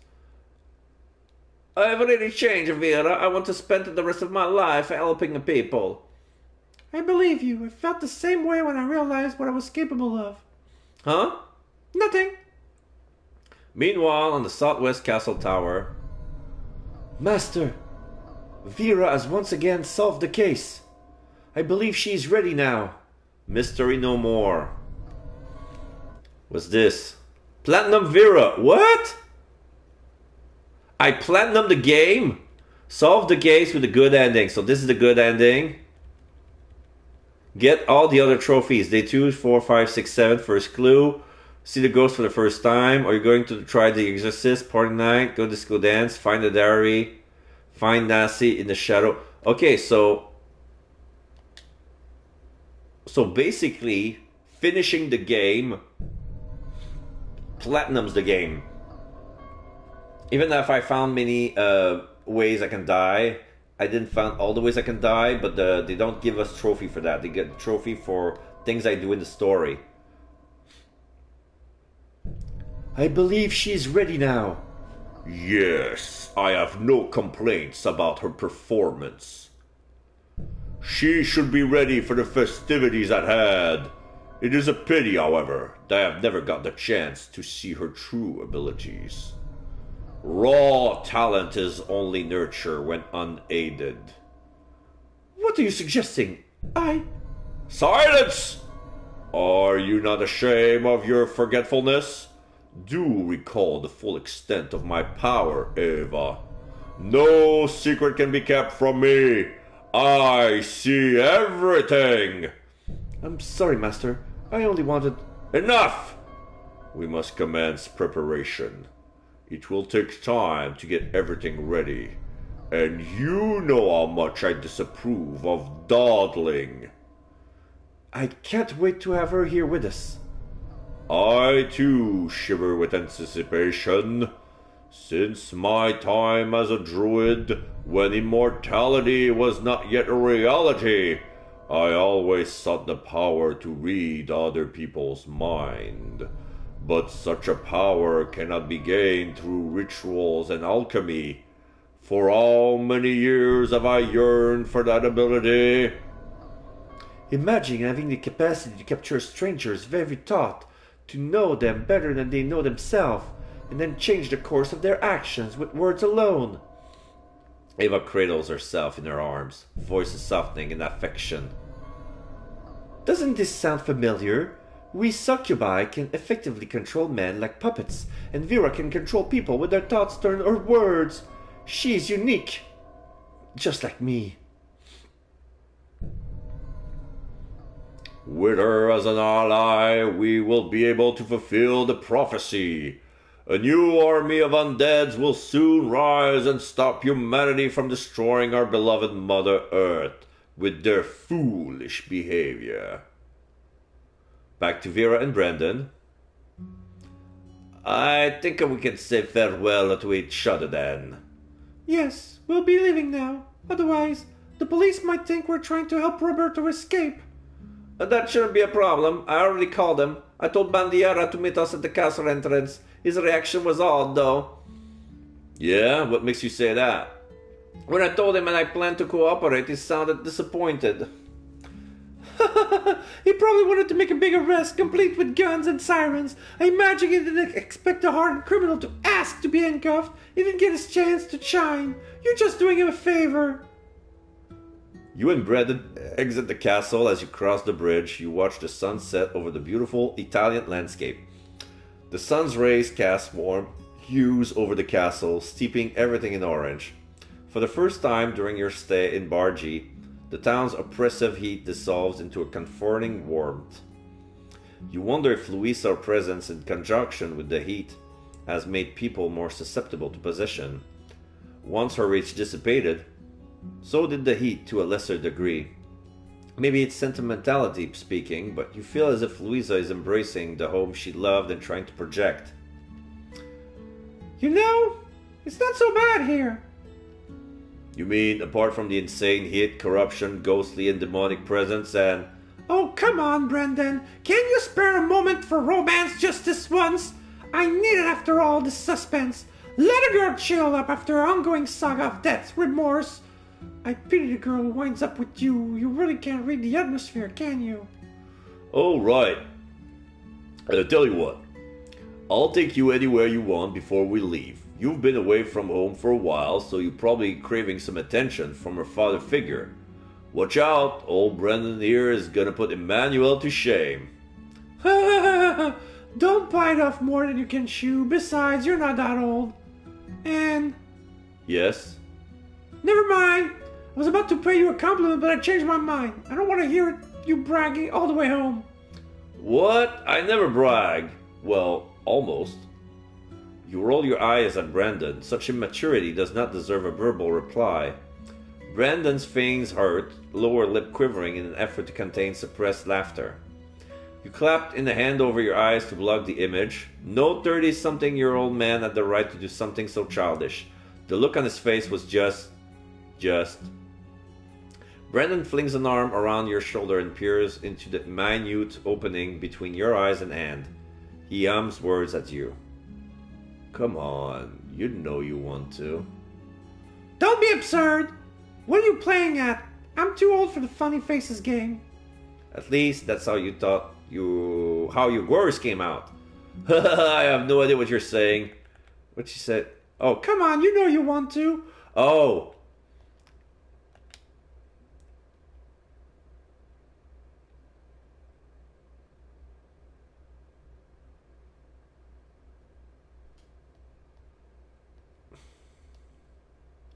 I have no idea what you're saying. You and Brendan erupt into laughter. This really isn't a bad town at all. I don't think I mind visiting again at some point. Maybe next time the souvenir shop will be a little emptier, more honest. You really are Daddy's girl, aren't you? What are you talking about? I just want to commemorate our success. It's not like I want to give someone something so tasteless. Uh-huh. Oh, grow up and watch the sunset. Yes, ma'am. Roberto kept his word. He cooperated with the police and provided them with detailed instruction for every arrest. Bandiera was soon promoted in exchange for all his help. Roberto avoided the penalty of imprisonment, but he had to live the rest of his life in hiding from his own safety. The mafia were not to be underestimated. Yeah, I have to be. So yeah, he ratted out the mafia, so he has to be in the witness protection program. He's gonna move elsewhere because he's gonna be. Nasi fell ill shortly after Vera's departure from town. He refused his medication. The pain he felt now was a labor of love.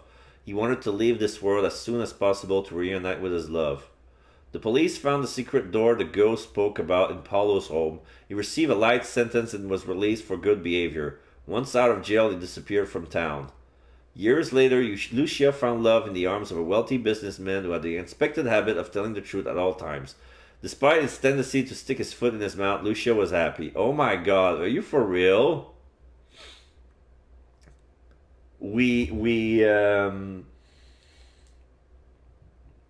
rehabilitated Roberto and now he's gonna find love with Lucia?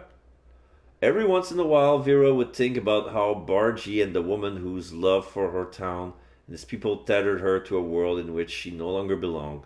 Despite her own suffering, she wished to believe people of her sorrow and right wrongs. In time, her affection consumed her and became unforgiving rage.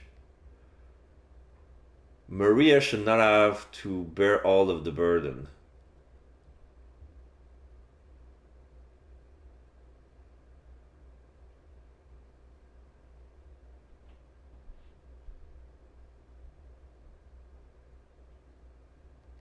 As Vera prepared for bed, she considered the human condition and its capacity for love and forgiveness. Roberto has changed his life for the better, and Maria has found a way to forgive him. Both of them has found peace when they had least expected it. Would it be considered naive of her to think that all wounds could be healed regardless of the circumstance? Maybe, but it didn't stop her from hoping. The end. Congratulations, you solved the case. You can still try again, see a different ending. No, I don't want to. Comic art, Ricardo Mendez. Sound effect, freesounds.org. Proofreading, Amilu.